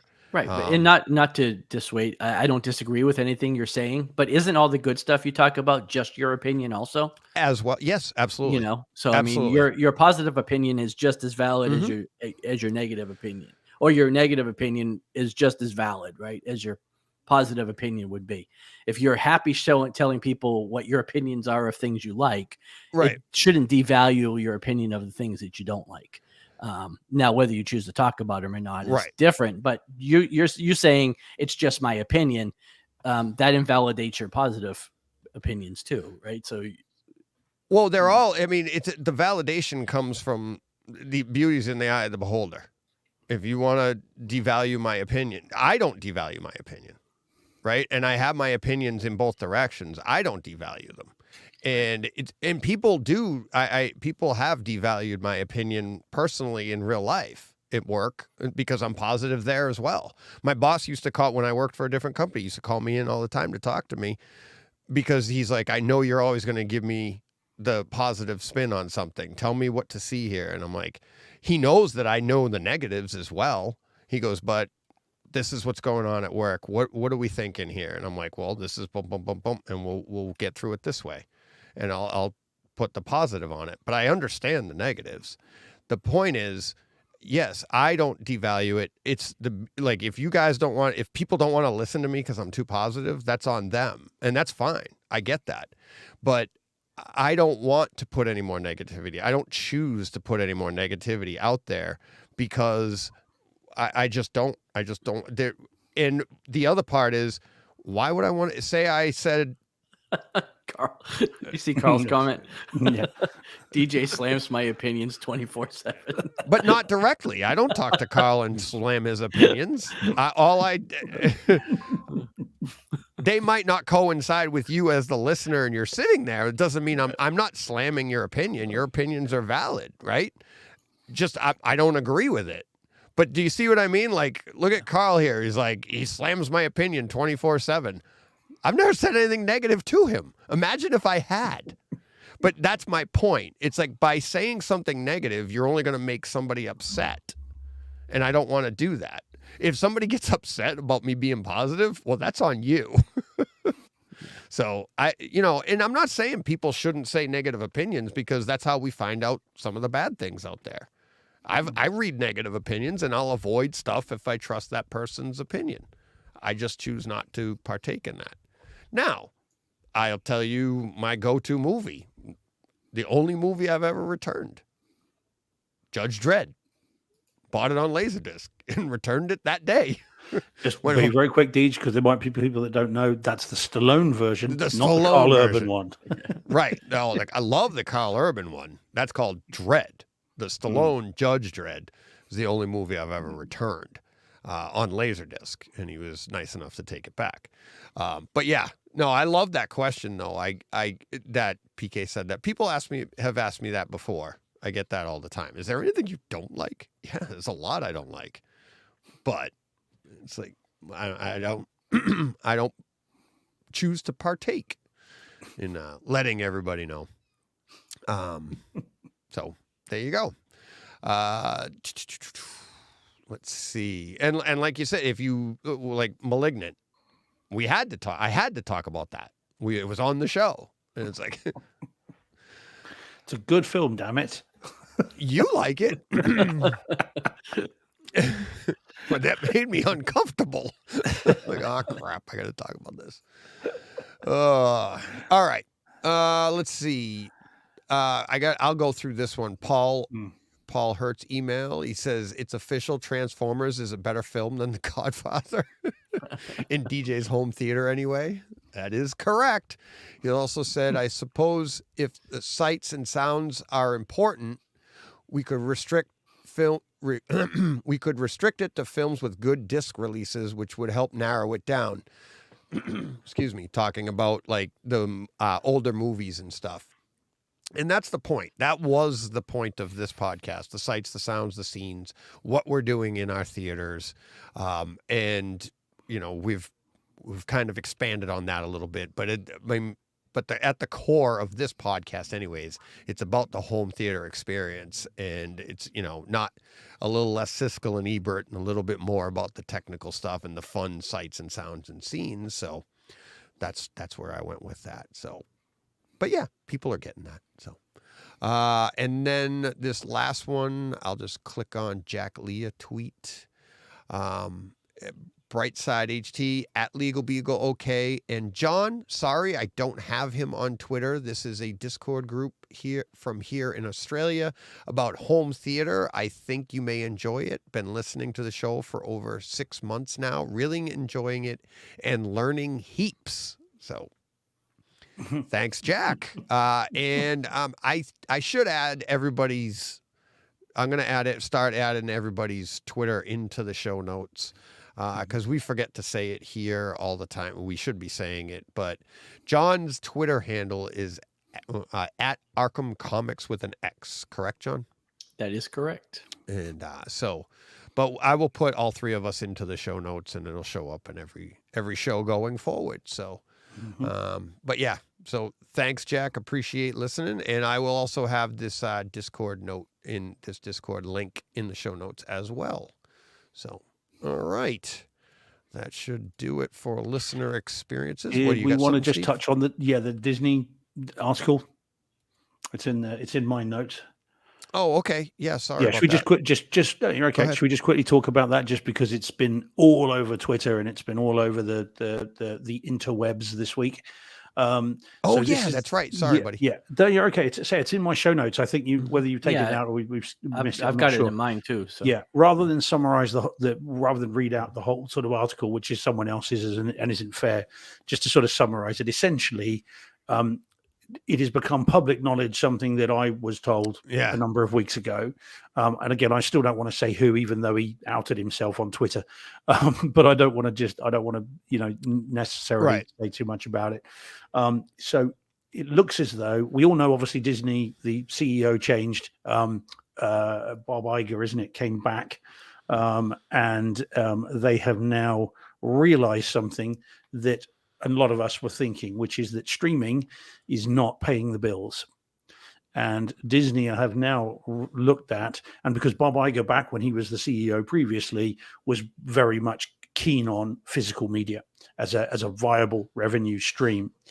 And he has been critical this week and recently about streaming and how it's, as I said, not paying the bills. So they are now, and it's become public knowledge this week on this article, now re-looking at their traditional delivery systems, that being code for physical media. And I am aware through a conversation I had with someone who works for Disney and is in a position to know that they have decided that they're going to look at this again, and they are looking at licensing a number of their titles, both back catalog and recent releases, for not only release by themselves but licensing it to others. And you guys know, because we talked about it, and I'm not going to say the title that we talked about on here, because again, that's not been officially made public yet. But at least one of their very, very big releases from last year has been licensed to a label for release that's going to make everybody very happy indeed. But again, I'm not at liberty to say what it is, but you guys know because we've told you off air. Yeah. So this was not news to me, but it is certainly news to everybody else, and everyone's getting very excited. And the hope is that means we may get Mandalorian. We may get, that's not this title, we might get Mandalorian. We may get things like The Abyss. We might get the Touchstone releases, so Tombstone, things like that. And that we might finally get all this stuff coming on 4K disc, which would be very cool. Yeah. So yeah, lots of excitement this week about that, and rightly so. And of course, where Disney leads, others will follow. Yeah. So that's the other thing as well. And it may well be then that, I think back catalog wise, the last couple of years have been pretty good. They have. You know, Warner's, Universal, Sony, you know, they've been raiding their vaults, but it does bode well for a number of movies that may have yet to make it out, and hopefully, you know, those will come. So yeah, very, very exciting times, and it can only be good, even if it only means there's an extra 4 or 5 releases a year. They could be really good stuff that are must own. You know, movies like Dances with Wolves, you know, that's a Fox film. You know, again, Tombstone we talked about previously. You know, these kinds of films that would be absolutely fantastic to finally have in 4K might be coming. So yeah, fingers crossed. Streaming, the Mandalorian, that's the stuff that I think they're gonna get. They could actually make some money, big money on, I think, from. But again, we'll see how big of a market we are. You know, the people that will buy that. Does it put a dent in them? Because I think as they start releasing stuff, does it just start as a trickle and then pick up? And if people start grabbing it, and they'll be like, all right, let's get more and more out there. You know, I think they tried to do everything exclusively streaming to try and make people watch it. But the problem with it is streaming, exclusivity to streaming doesn't necessarily mean people will only watch you. You know, like I'm having a hard time explaining what I'm thinking, but what it is like if I feel like they were afraid to put it on disc because people wouldn't get the stream. And I don't think that's the case. I think they missed the idea that people we already do both, right? It's like we want to see like The Mandalorian live, watch it, talk about it, and then when it comes out, we'll watch it again and talk about it, but we'll buy it again. I think it's a even more rare person that's like, I'll just wait for it on disc, you know, with this kind of thing. So. Yeah. Well, then you can do both. I mean, what is it? $70, $80 a year. It's about £80 a year for Disney Plus. You can get that, pay that up front. That's done. And then you can still buy the discs and then you own it. You know, you've got it and in better quality as well. So yeah, I mean, as I said, this particular person said, you know, Disney are waking up to this and they're not alone. And that, you know, the $7.99 a month or $80 a year is just not going to keep this stuff coming. Whereas your $25, $30 every month, 2 or 3 titles a month, that works out at quite a decent investment. And if you think about, I mean, you guys might know better than I do, but the way I think of this is the master, the master of the film or the TV show is set and it's done, isn't it? It's done when they finish filming it. So licensing that to another company, you know, means it just must be all gravy, mustn't it? It just must be all money. They haven't got to do anything. There's your file. Right. Here's your digital file. You do what you want to do with it. Give us, I don't know, whatever it might be, $10 million. What I have no idea. Right. You know, just for argument's sake, $10 million. Give us that. Go bye. Then off you go. That's just $10 million they've made without having to do anything for it. It's just whatever money, whatever money whatever they make. Yeah. It could be per sale. It could be like they just get a percentage of what you sell. Yeah. Right. Yeah. Could well be. Yeah. But whatever it's all gravy. But it's just extra. Right. Yeah. So why not? You know, it's a bit surprising it's taken them this long to really think, well, actually, that makes sense. Let alone the fact that Disney Plus is still not available in huge swathes of the world. But you know, they'll be able to pick up the discs. So there's all kinds of financial sort of revenue streams there that they can exploit, as well as people like us who will, you know, lap this stuff up all day long. So more AB looking good. Sorry, AB more AB in the theater. Well, we know at least one person, John, don't we, that'll buy 6 copies of anything. Of everything, yes. Yeah, anything and everything all at once. And everywhere. I only own it once. Well, yeah, you say. So it's you know, it's a bit surprising it's taken this long to realize it, but it is exciting and it is encouraging. Yes. And as I said, when I heard this few weeks ago, again before this had been released, I was like, ooh, so much so I texted you guys almost straight away. And you know, I was excited about it, but it's nice to now see that this is, it's becoming public knowledge, and for them to have released this to the press, which they did, is a very good news.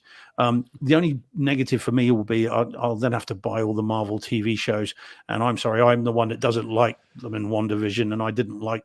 Oh, really? What was the? Yeah, I didn't like the ending, and I didn't like that Miss Marvel and stuff as well. And I'll have to buy them because I'll have to have the set, so that's mildly irritating. Yeah. So because as a completionist, I'd have to. You got to get the set so that you can put them into the little sleeves in your Stick 'em up in your media closet. Buy it to bin it. Buy it and bin Just it. burn it and bin it. outside. Yeah, forget the unboxing videos, Deej. We'll just have a burning video. There you go. There goes Midway. Maybe I'm onto something. A burning channel. Exactly. But yeah, so it's really exciting times for people like us that will hoover this stuff up, and John 6 months later, you know, they will hoover this stuff up. Hey, man. Yeah, no, I'm kidding. I'm kidding. I know the value of $1. Yep. Good man. That's it.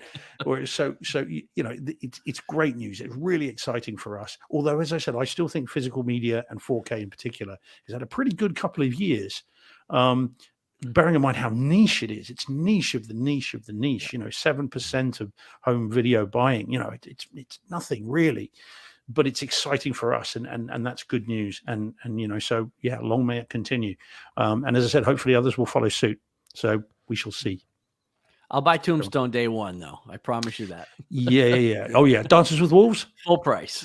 Yeah. I mean, not so much. I love that film. Not as much, but yeah, I enjoyed that one. But there's a few that I'd pick up right away. Okay, so tell me this then, very briefly, guys. Would you buy the director's? Would you buy the theatrical version of Tombstone if that's all it was? Because I think the director's cut changes that radically. I mean, I would. Yeah. I still probably would, and then I'd buy the director's cut when it came out again. I'm not even sure, to be honest with you, that I've seen the director's cut. What is the Blu-ray? The Blu-ray is just the theatrical cut, right? I think it's the director's I don't remember. cut. I haven't seen it in a while because I've been waiting for the 4K. Yeah, I mean, forever. I'm pretty sure I'll have to double check, but I don't know what's different about it. So there's 20 odd minutes. There are significant chunks of that were changed. I mean, it's one that I would hesitate to buy if it was just the theatrical. It's got both. I mean, all day long. But I think on its own, I love the movie. Don't get me wrong. But I think I'd want, now having seen the director's cut, I'd only really want that. Where is that available? Well, I've got it on Blu-ray. I'm pretty sure that must be what I have. Yeah. I'm pretty sure. I mean, I'd have to double check. But I mean, I've owned that on DVD and VHS. Like I've owned it, and I don't remember it being different. So maybe I've never seen it. I don't know. Okay, but yeah, I mean, we'd get that for sure. But there's so many Fox movies that would just be great to have. I mean, obviously all the Aliens films. I mean, it'd be nice to have those. Obviously, we've got Prometheus, we've got Covenant, and we've got Alien. But it would be nice to have Aliens and Alien 3 and even Alien Resurrection if you have to. It would be nice to have them. So many good films. The Fox vaults are overflowing, and Disney have got them. I mean, obviously all the Die Hard movies would be nice. Well, again, 2 and 3, Lethal Weapon. Yeah. Well, that's Warner's. Lethal Weapon's Warner's. That's coming. Yeah. That'll come. It's just a case of, I think they're waiting to see if they'll get Lethal Weapon 5 off the ground and then release it with that. But yeah, exactly. There's so many great movies that could still come. And nice to see an acknowledgement that physical media is worth having. So fingers crossed. Yeah. Fingers crossed. Yeah. Yep. There we go. Anyway, sorry, DJ, again, overtook that one. No Sorry, problem. No problem. All right, let's get to coming soon. We'll cook through this.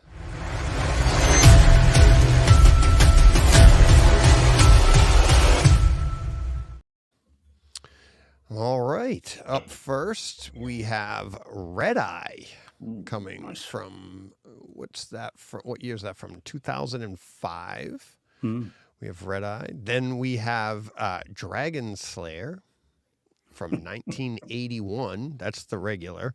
And then there's also a steelbook to go along with that. We have Babylon from 2022, which we'll talk about in a little bit.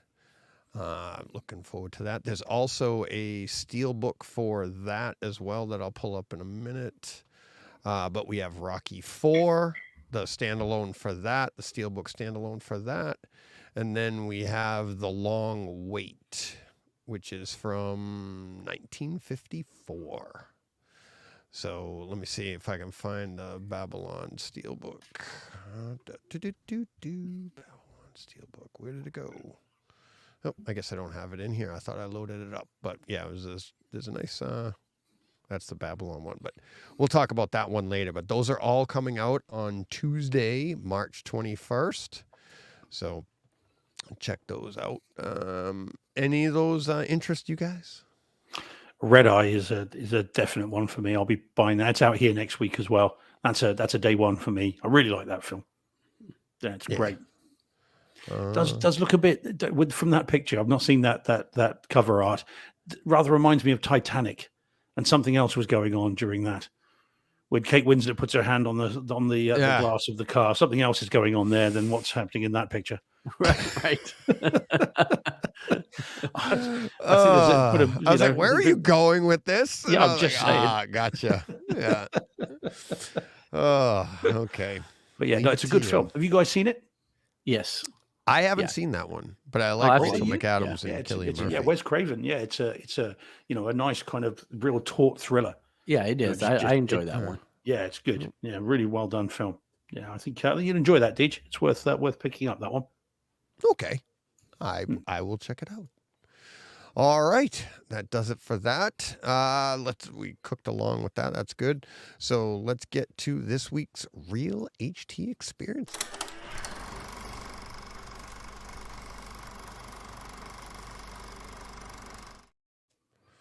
All right.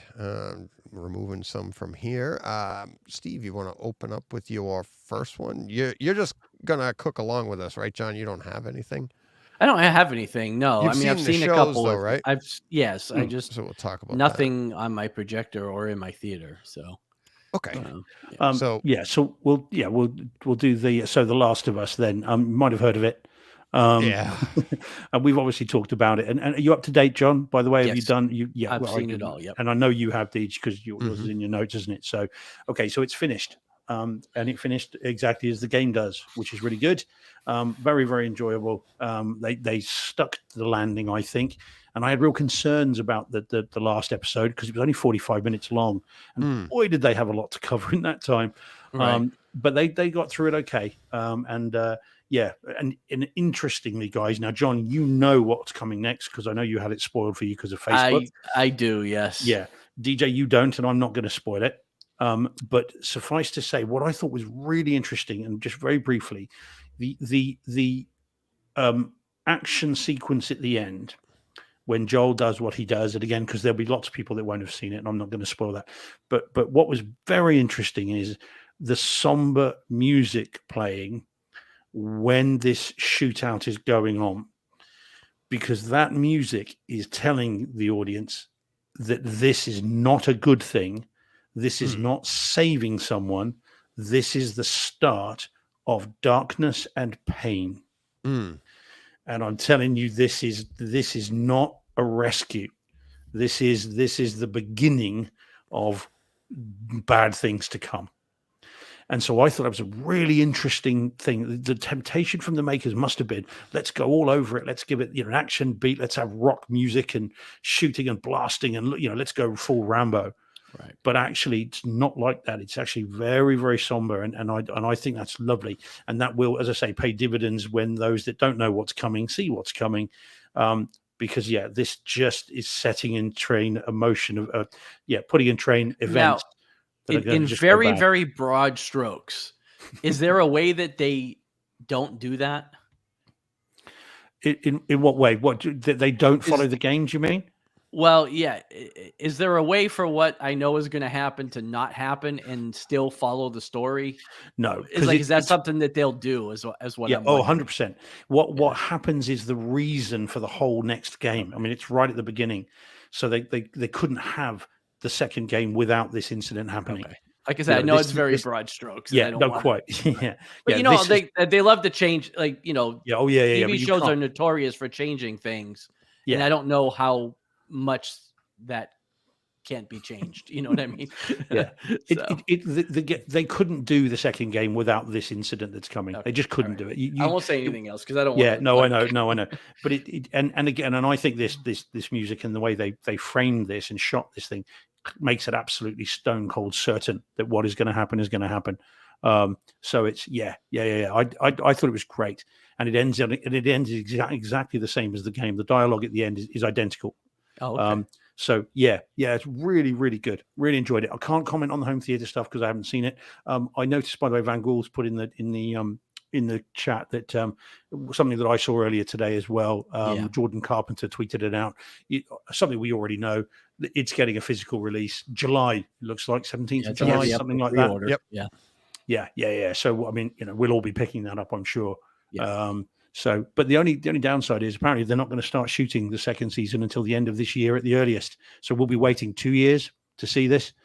Which is a long time. In episodic TV, that's quite a long time, isn't it? So, but 2 years now seems to be the norm as opposed to really? because think about Mandalorian. Think about we're watching Carnival Row that was like 3 years between seasons, and we're not going to get Rings of Power for 2 years, 2.5 years. So I think it's becoming, which is unfortunate because I think it's too long. But it seems to be the norm rather than the outlying situation, unless you're Cobra Kai, then you come every 6 months. But that kind of segues into exactly what I was going to say. I think we'll take the 2 years for the production quality that we're getting. Right? These aren't but Cobra Kai is closer to a sitcom. Right. There's not a lot of production going on. I mean, it's actors. I'm not saying there's no production, but what we love about, The Last of Us, The Mandalorian, Carnival Row, Foundation, all of these or Game of Thrones, they all up their production quality to cinematic experiences at home. And it takes time to do these things. It takes time and money. So they want to put out a show, and if it does well, okay, we'll get back at it and do another one. But that's the thing. It goes back to a lack of commitment by the studios to give these things 2 and 3 season orders at the outset. Because you could do this like Lord of the Rings and just never stop filming. You could film 2-3 seasons back to back to back, and we wouldn't have to wait that 2 years between seasons. But all these studios, like look at Stranger Things, which we're not going to get season 5 for another year. I mean, these kids are going to be like parents by the time maybe that's what it'll be comes out, but they're all still high school kids. You know what I'm saying? Like and Netflix had a hit on that after season 1. So why they didn't just film seasons 2, 3, 4, and 5? Like I wonder right if it's away. Partially a business decision as well, though. Because then they could say like, okay, they can map out, all right, this is coming in 2 years. So they know, okay, subscribers will be like, okay, I got to stick around. And now I know some people go monthly and stuff, but they probably all look at this on a big board that they're looking 5 years ahead, and they can go, okay, this is going to come out here. We got production for this. Because all of these things on all of these streamers, we look at the individual show like The Last of Us is in 2 years. But like you said, John, it seems to be the norm. And then when the show comes back on, you're like, oh my God, it's been 2 years already? Because we're all watching so much other content that we're like, whereas what happened? What are we saying about Star Wars? It's too much too fast. You can never we can never be happy. Right. It's so funny. It's like, but like I said, I just feel like these studios just are so hesitant to commit to. Yeah, it's a lot of money. Yeah. Well, it is a lot of money, but like Amazon, right? Like they paid $1 billion to get the Rings of Power. There is no world in which they're not going to make at least 3 seasons of that. So why do we have to wait to they should never stop filming. They should have filmed. I think they did. I think they actually did film those in order. I think they are. I mean, from what I understand, they weren't waiting on that. That one there, I know Foundation, they had 3. It's gonna be 3 years between seasons, I think. Well, they got another one coming. It's coming. Foundation's dropping again. Hasn't it been 2 years now? or it's been at least No, a it's year and a it's half. dropping in a late spring or a summer. Foundation Okay. is coming this year, Maybe so it's 2 only years. yeah. No, it's been a year. A year and a half. It was last fall that Foundation was out. Mm. Not 6 months ago, but like a year and a half. So it'll be Right, almost so it'll be 2 years by the Almost time 2 it years. comes Yeah, back. Yeah. yeah. So that's about right. But yeah, it flies. It's surprising. Well, it does because like with HBO, they run one show at a time. It's not like, I mean, they have all kinds of other programming, but like they have one, like Last of Us ended, Succession starts next week. It'll Right. run for 9 weeks, and when it's done, the next big show runs. Like they only run one show at a Right. time that matters. You know, it's not like Correct. Netflix Right. where they drop everything all at once. Yeah. And then you've got Prime that does crazy. Like I can't figure out how they do what they do. You know, No. like I'm watching Daisy Jones and the Six. Have you guys started watching this at all? No. It's a pretty good show, but they're dropping 3 episodes a week now instead of 2 or 1. It's like either give it to me all at once Yeah. or don't make me watch 3 hours a week of it. You know what I They're mean? not making you. You could Well- still pace yourself out. Like, no, I can't. I can't do that. Because the It's their problem is fault. it's good. And Right. after I got to the end of the 3rd episode, I just wanted the last 4. Like that's all that's left now. You know, I just give me the rest of it. But you're going to get that whole 10 episode show in like 3 weeks. And it doesn't, Right. I don't understand why they're doing that. You know, Yeah. one show gets 1 a week. Amazon is like all over the place with their stuff. You know, Yeah. Well, Um, let's talk about quickly then while we'll segue right to it. 'cause yeah, we're this trying to one's move doing through. 2 a week. And it's done. No, it's got 1 more week. Just 10 Oh, it does- episodes. I Yeah. thought it was only 8. Oh, okay. All right. Well, Cool. did you think it was over? Yeah. That's It's what I- not. No, E- it's exactly. no. It wasn't ended. That's why I was bringing it up. I was going to ask you. I'm like, it says it's the final season, but they ended it like. Yeah, I just thought 2 it more. was- Just 1 more Oh, week. awesome. All right. Cool. See, I also thought it was only 8, and I thought it was going to be finished this Yeah. week as well. But then when I got to the end of that episode, I was like, surely that's not the end of the show. And Yeah. I went and looked, and there's 1 more. Yeah, there's 1 more week. So yeah. it It's finishes up this week. It's so funny because I'm literally finding this out right now. I did not know that. I didn't look it up. I didn't have time, and I'm part of me is very slightly disappointed. I thought I had done well. Like I went to finish went- it all. to finish it all on time. Same with The Last of Us, because I'm like the weeks are getting very busy here. I got 2 Carnival Rows. I got a Last of Us. I got a Mandalorian.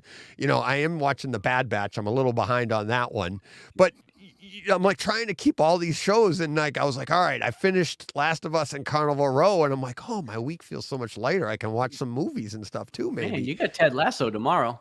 Mm. Yeah, but I watch that upstairs with Jen.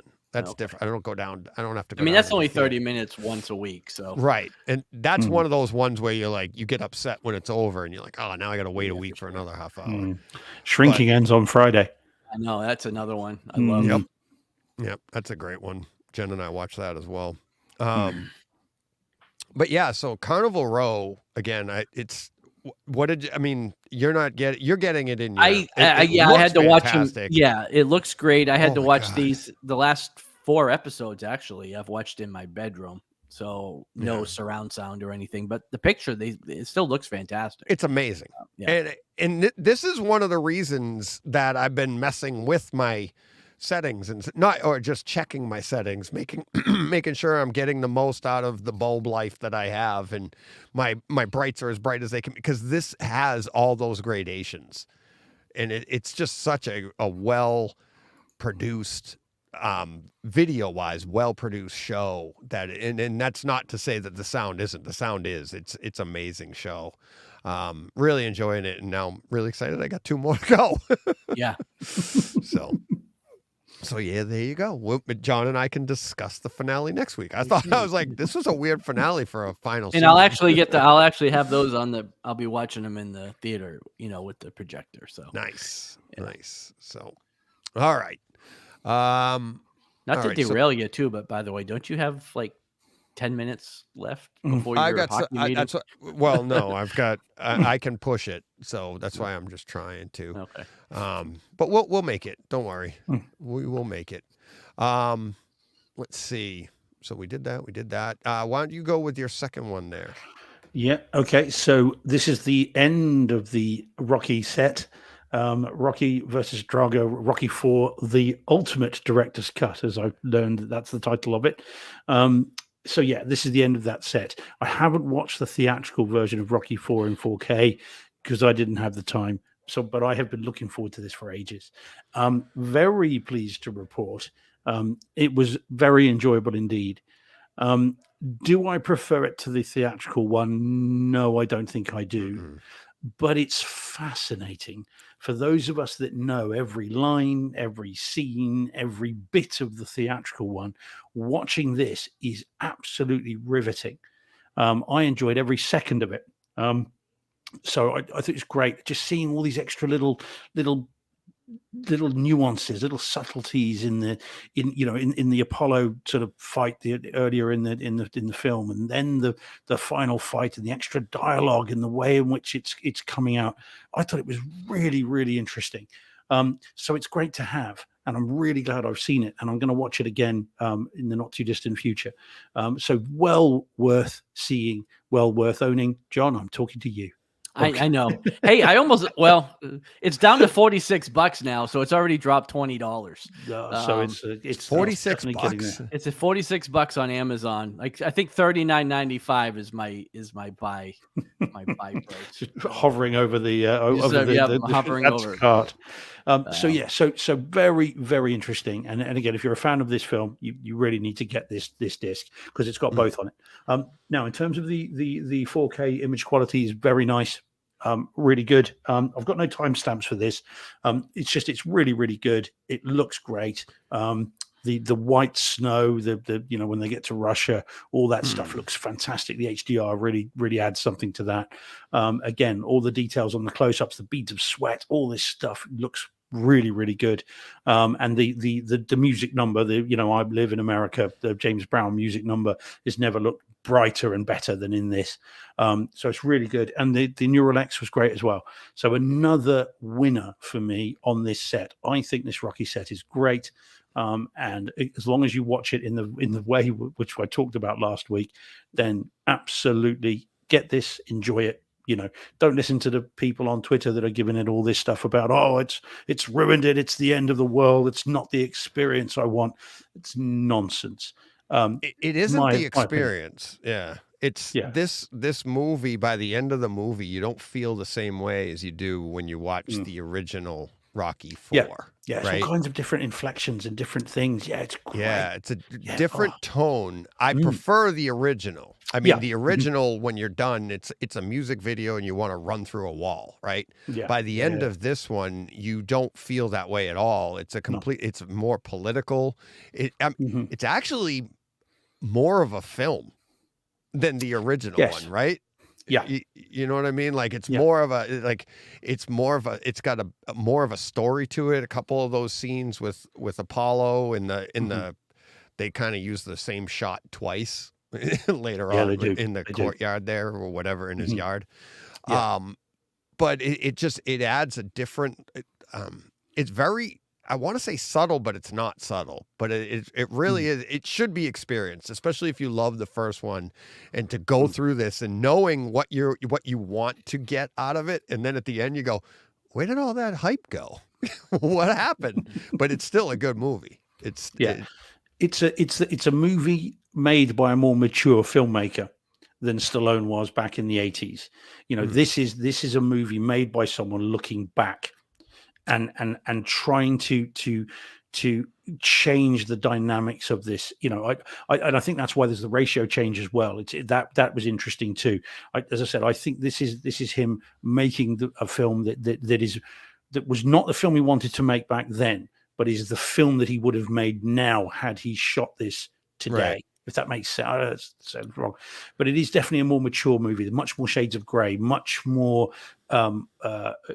dialogue heavy, and not much more, but more. Right. There is, Apollo's kind of stuff about if you were my friend, you wouldn't stop this, and that kind of stuff. That extra layering of guilt which was not, always clear in the original one. I thought it was fantastic and much more humanizing of Drago. Drago is not just a monster in this.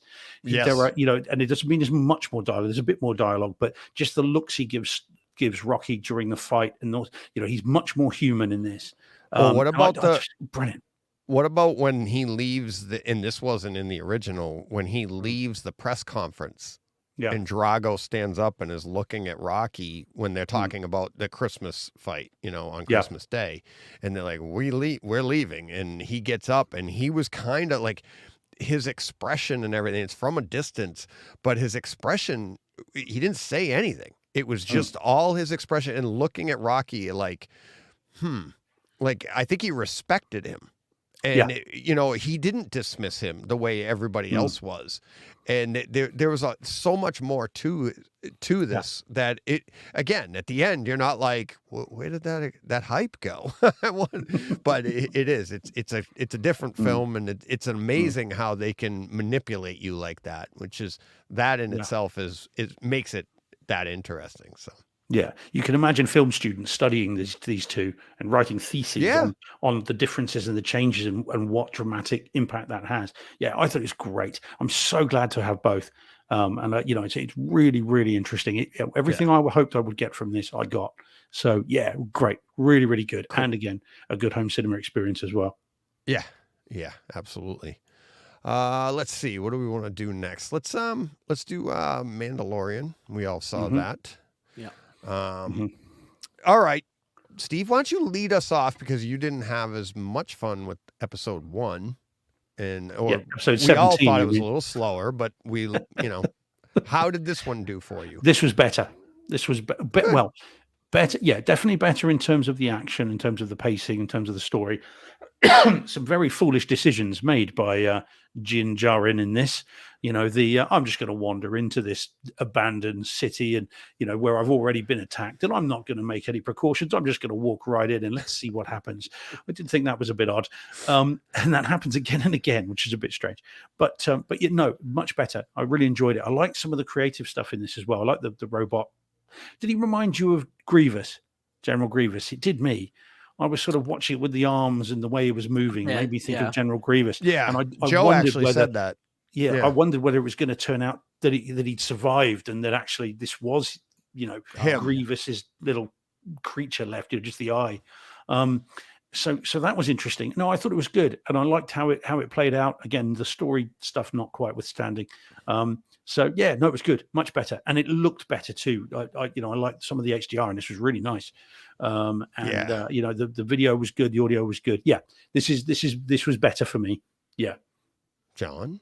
Yeah, I agree. I mean, we talked about it. You and I talked about it last week on the phone. Yeah, I'm more in than I was. I mean, I was always going to watch it, so I can't say I'm all in because I was always going to be all in. But I feel the same way as Steve. Like, I was pretty let down by the first episode, and I actually went back and watched it again before this one because Lydia fell asleep the week before. And so we watched the first episode together, and even after the second viewing, I still wasn't all that pumped up about it, but this episode brought me in quite a bit more. So I'm looking forward to see where it goes.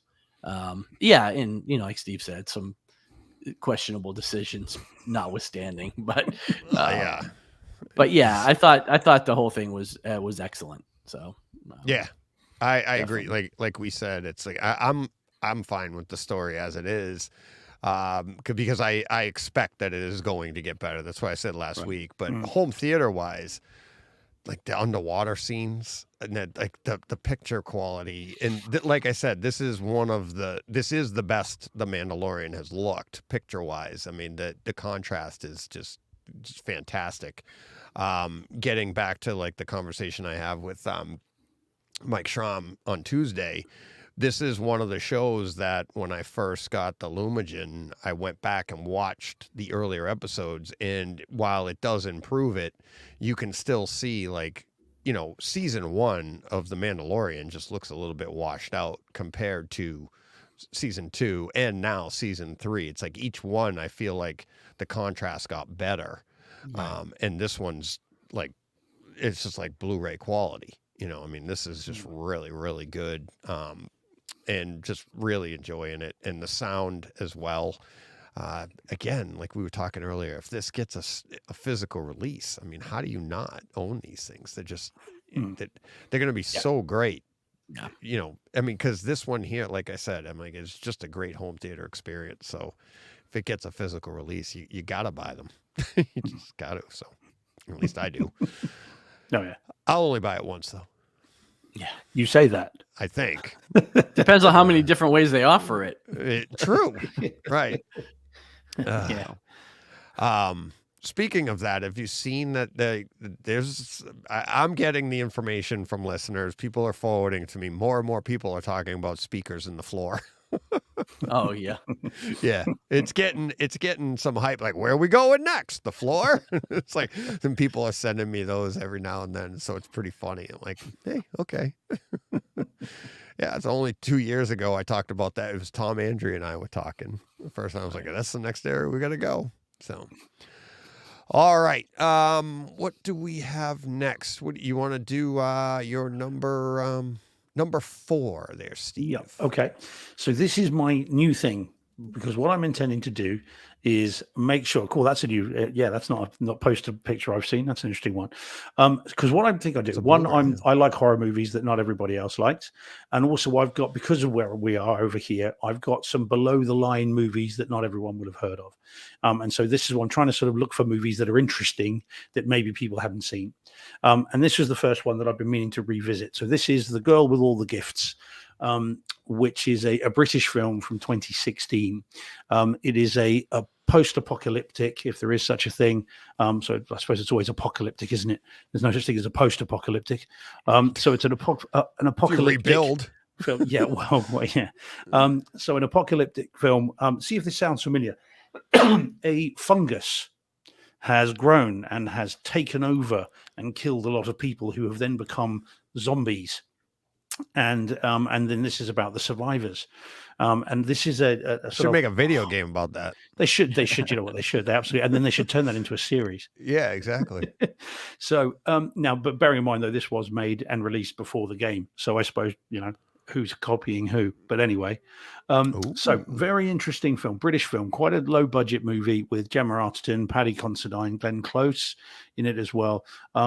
And this follows the movie opens with children in a bunker who are being taught, but also greatly feared by the adults, and they're very worried, and you're not sure why it is that the adults are treating them. They literally will only move them at gunpoint.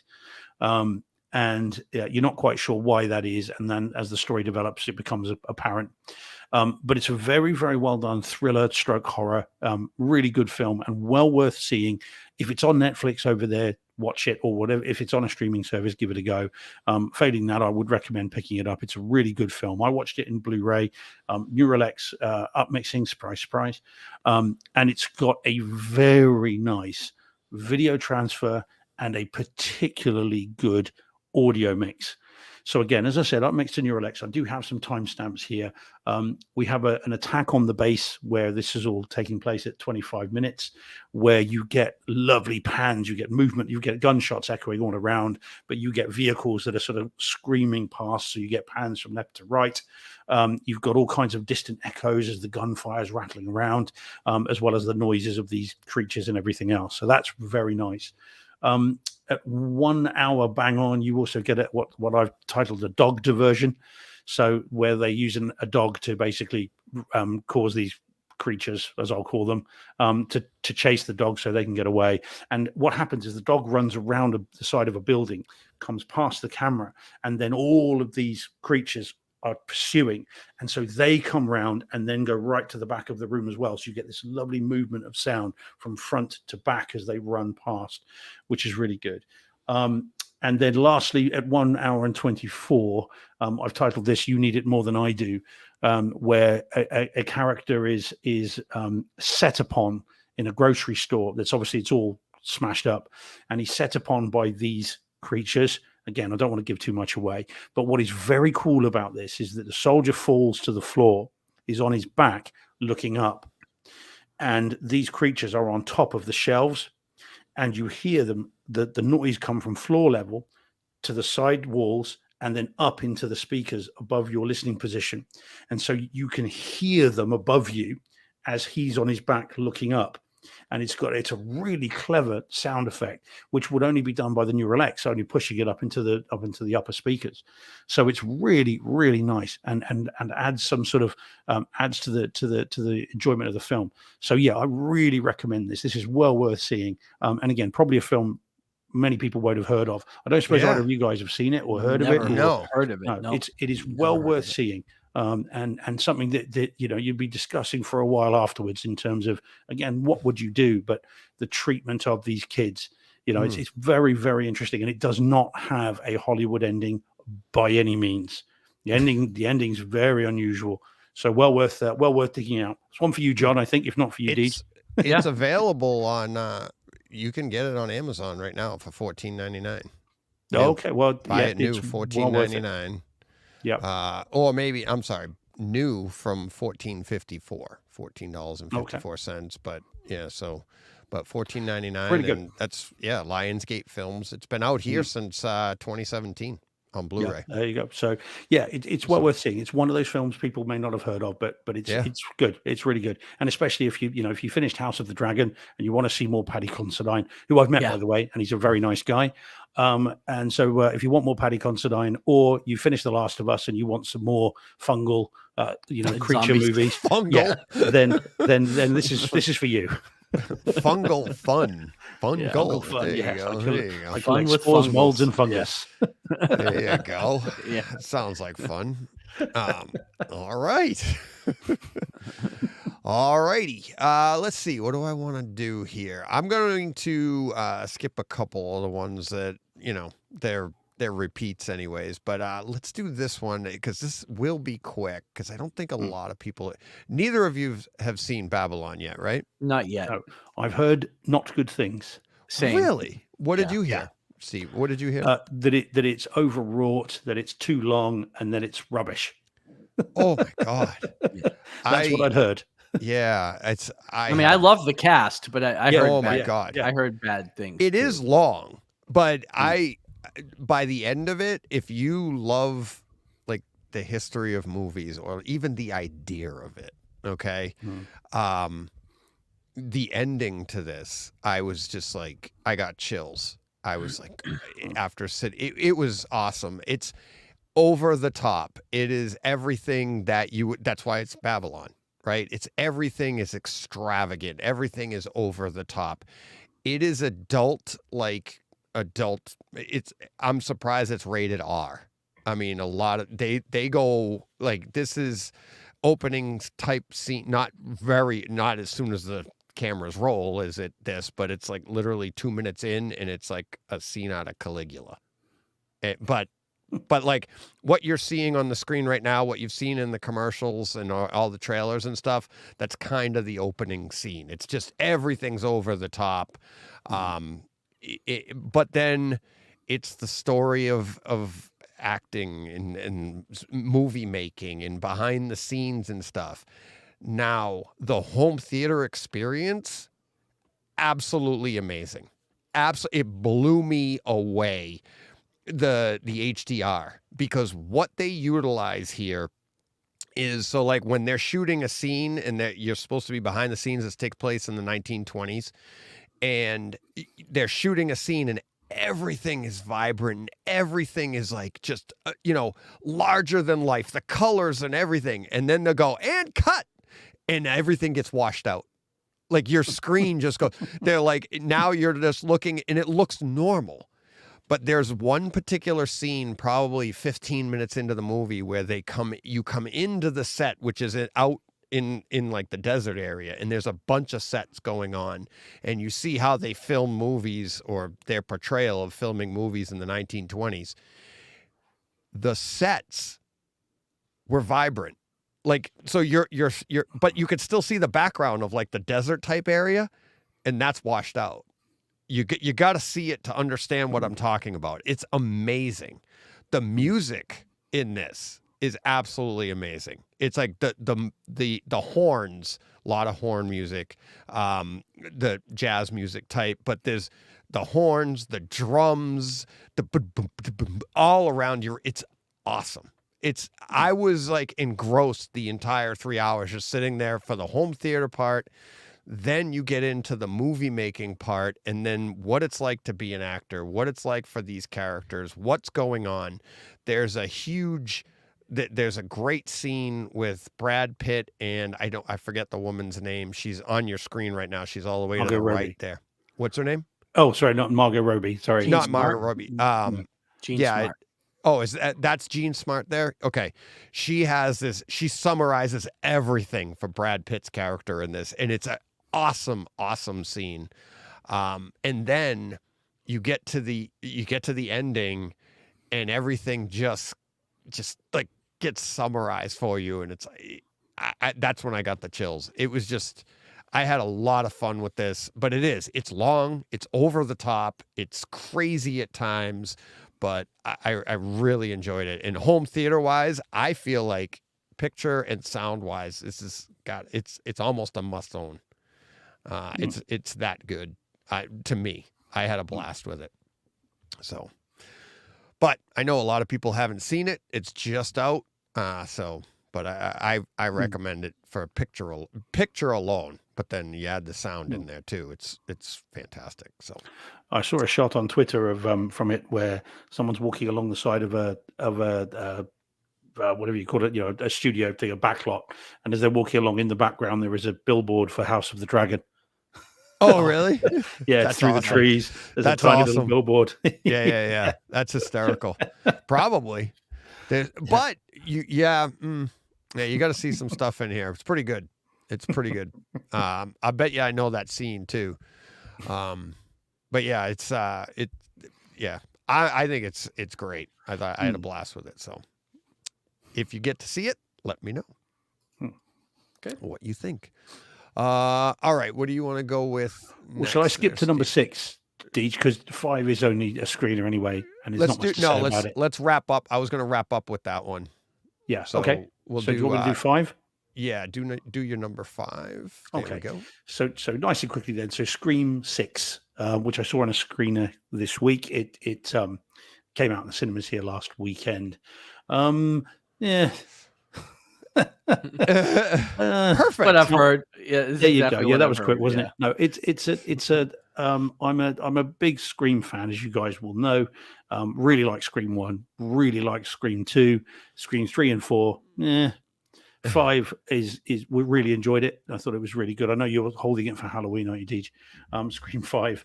and then 6 is it's more like 3 and 4 for me. Unfortunately, they take it to New York, which promises, all sorts of delights. And unfortunately, it goes there, and then it just kind of it's not that exciting. And it could have been filmed anywhere, really. And it just wraps itself up in knots with ridiculous plot points after another. And it just gets silly.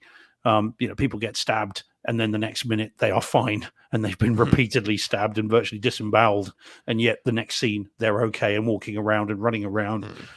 It's not great. I will get the 4K disc when it comes out because I want to try it again and see if it's any good, and see if I like it more the second time, which I might do. But first time around, not great for me, I'm afraid. Yeah. So there we go. But never mind.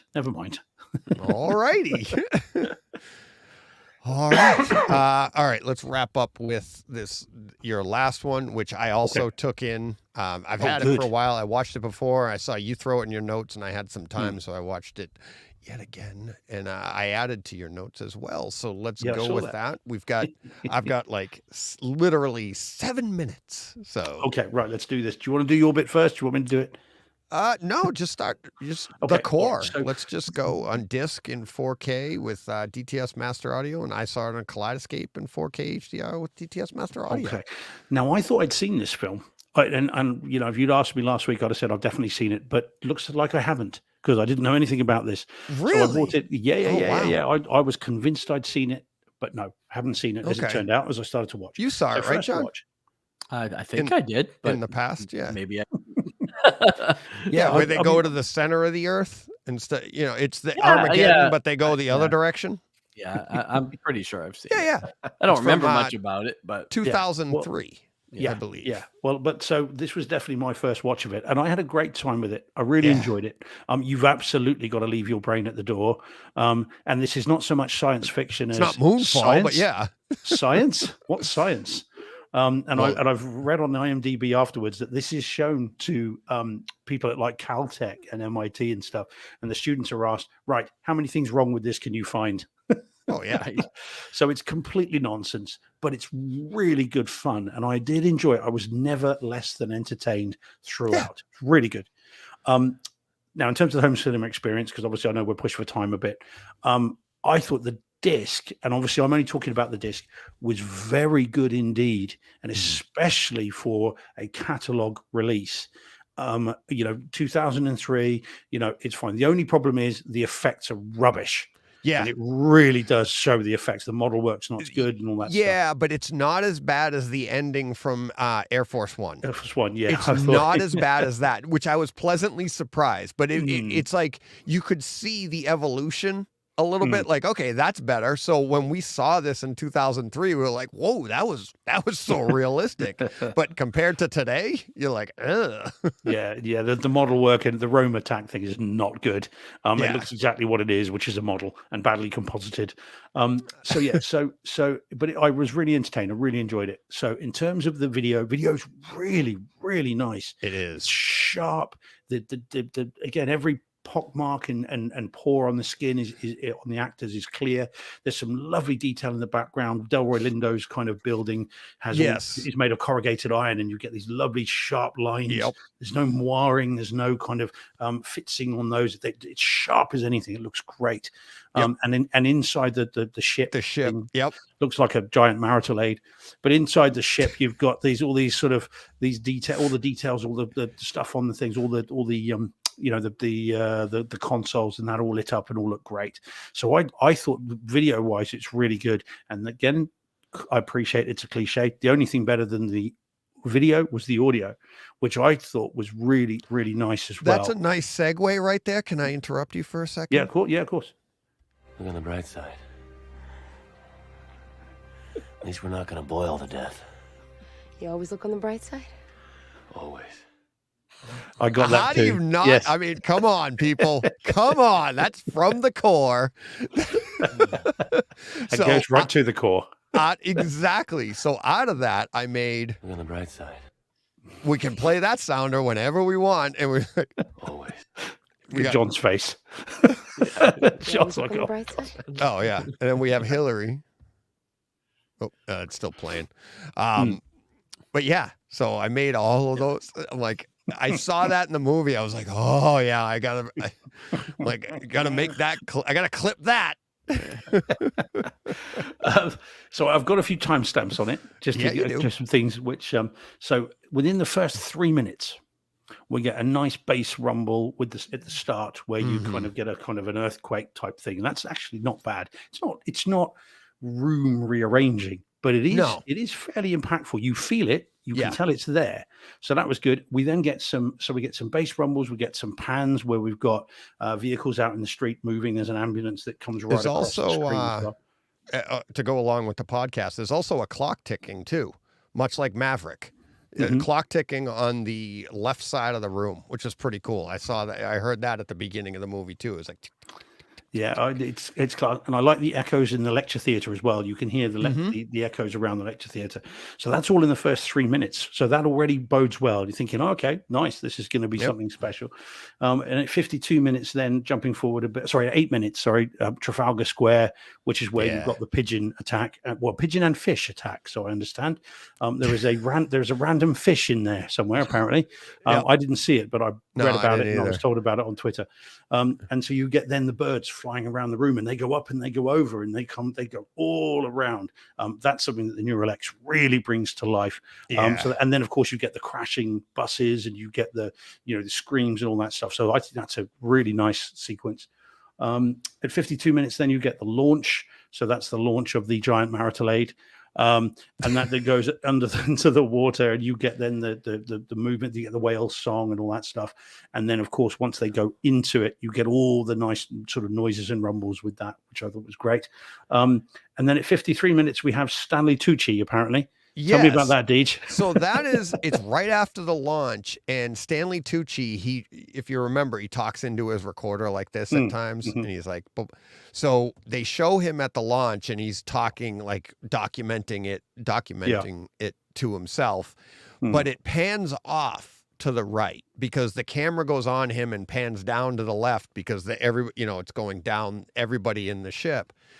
The reason I made note of it is it's cool because it pans to the right, but this isn't true Atmos. It isn't true object based. And had it been, I think his pan would have gone up to the right. Okay. So like he actually goes up above the right, where your right speaker would be. It goes up to the corner, and I'm looking where I was looking where he would be is right where my overhead is. But because we're up mixing this to Neural X doesn't know that's where he is. It's just up mixing it. It's panning it correctly the way it was made off to the right side. And in 2003, that was a big deal.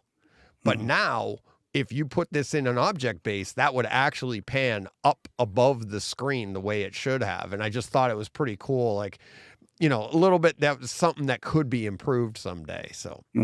Yeah, no, it was very cool. And then at 1:30, so 1 hour 30, you've got the San Francisco attack, which is really nice as well. Again, you get the booms, you get the movement of the audio. It's really, really nice. And then lastly, then 1:55, you then get the explosions where the various things go off, and that had real heft to it. So I thought that was really, really good. And I was very pleasantly surprised at the audio and video from this. It's a Paramount catalog title that they could have just dumped on 4K, and we'd have all been like, well, it's nice to own it. And that would have been that. We'd have all been quite happy. But I think this is actually a very nice catalog release. Really good video, really nice audio, and well worth picking up, I would say. Sorry, I know the time's getting away from us, Deej. So it's really, really good. And I recommend this. I really do too. I enjoyed it. I've owned it multiple times in different formats. I bought this a while ago on Kaleidoscape, and they had it in 4K. I don't know why. It was on my wish list a while ago, anyways. But yeah, I saw you throw it on yesterday. I think you put it on your notes, and I was like, oh yeah, definitely. I enjoy this movie. I think it's one of the better of the end of the world movies. And yeah. Of course, there's science problems. Always is with these things. It's like, but yeah. So, all right. Highly recommend that as well. Yeah. All right. That's it, boys. I've got 30 seconds to get to my next meeting. All right. So, next meeting. Seriously, I have to, and I'm hosting it. So there's people sitting there waiting, like, where's DJ? I'm like, I got to get in there. So, okay. Thank you, everybody. Thanks for listening. Thanks for watching all of that fun stuff. What do we got to do? Go push play. What he said. There we go. All right. Take care, everyone. Yeah. Bye, guys.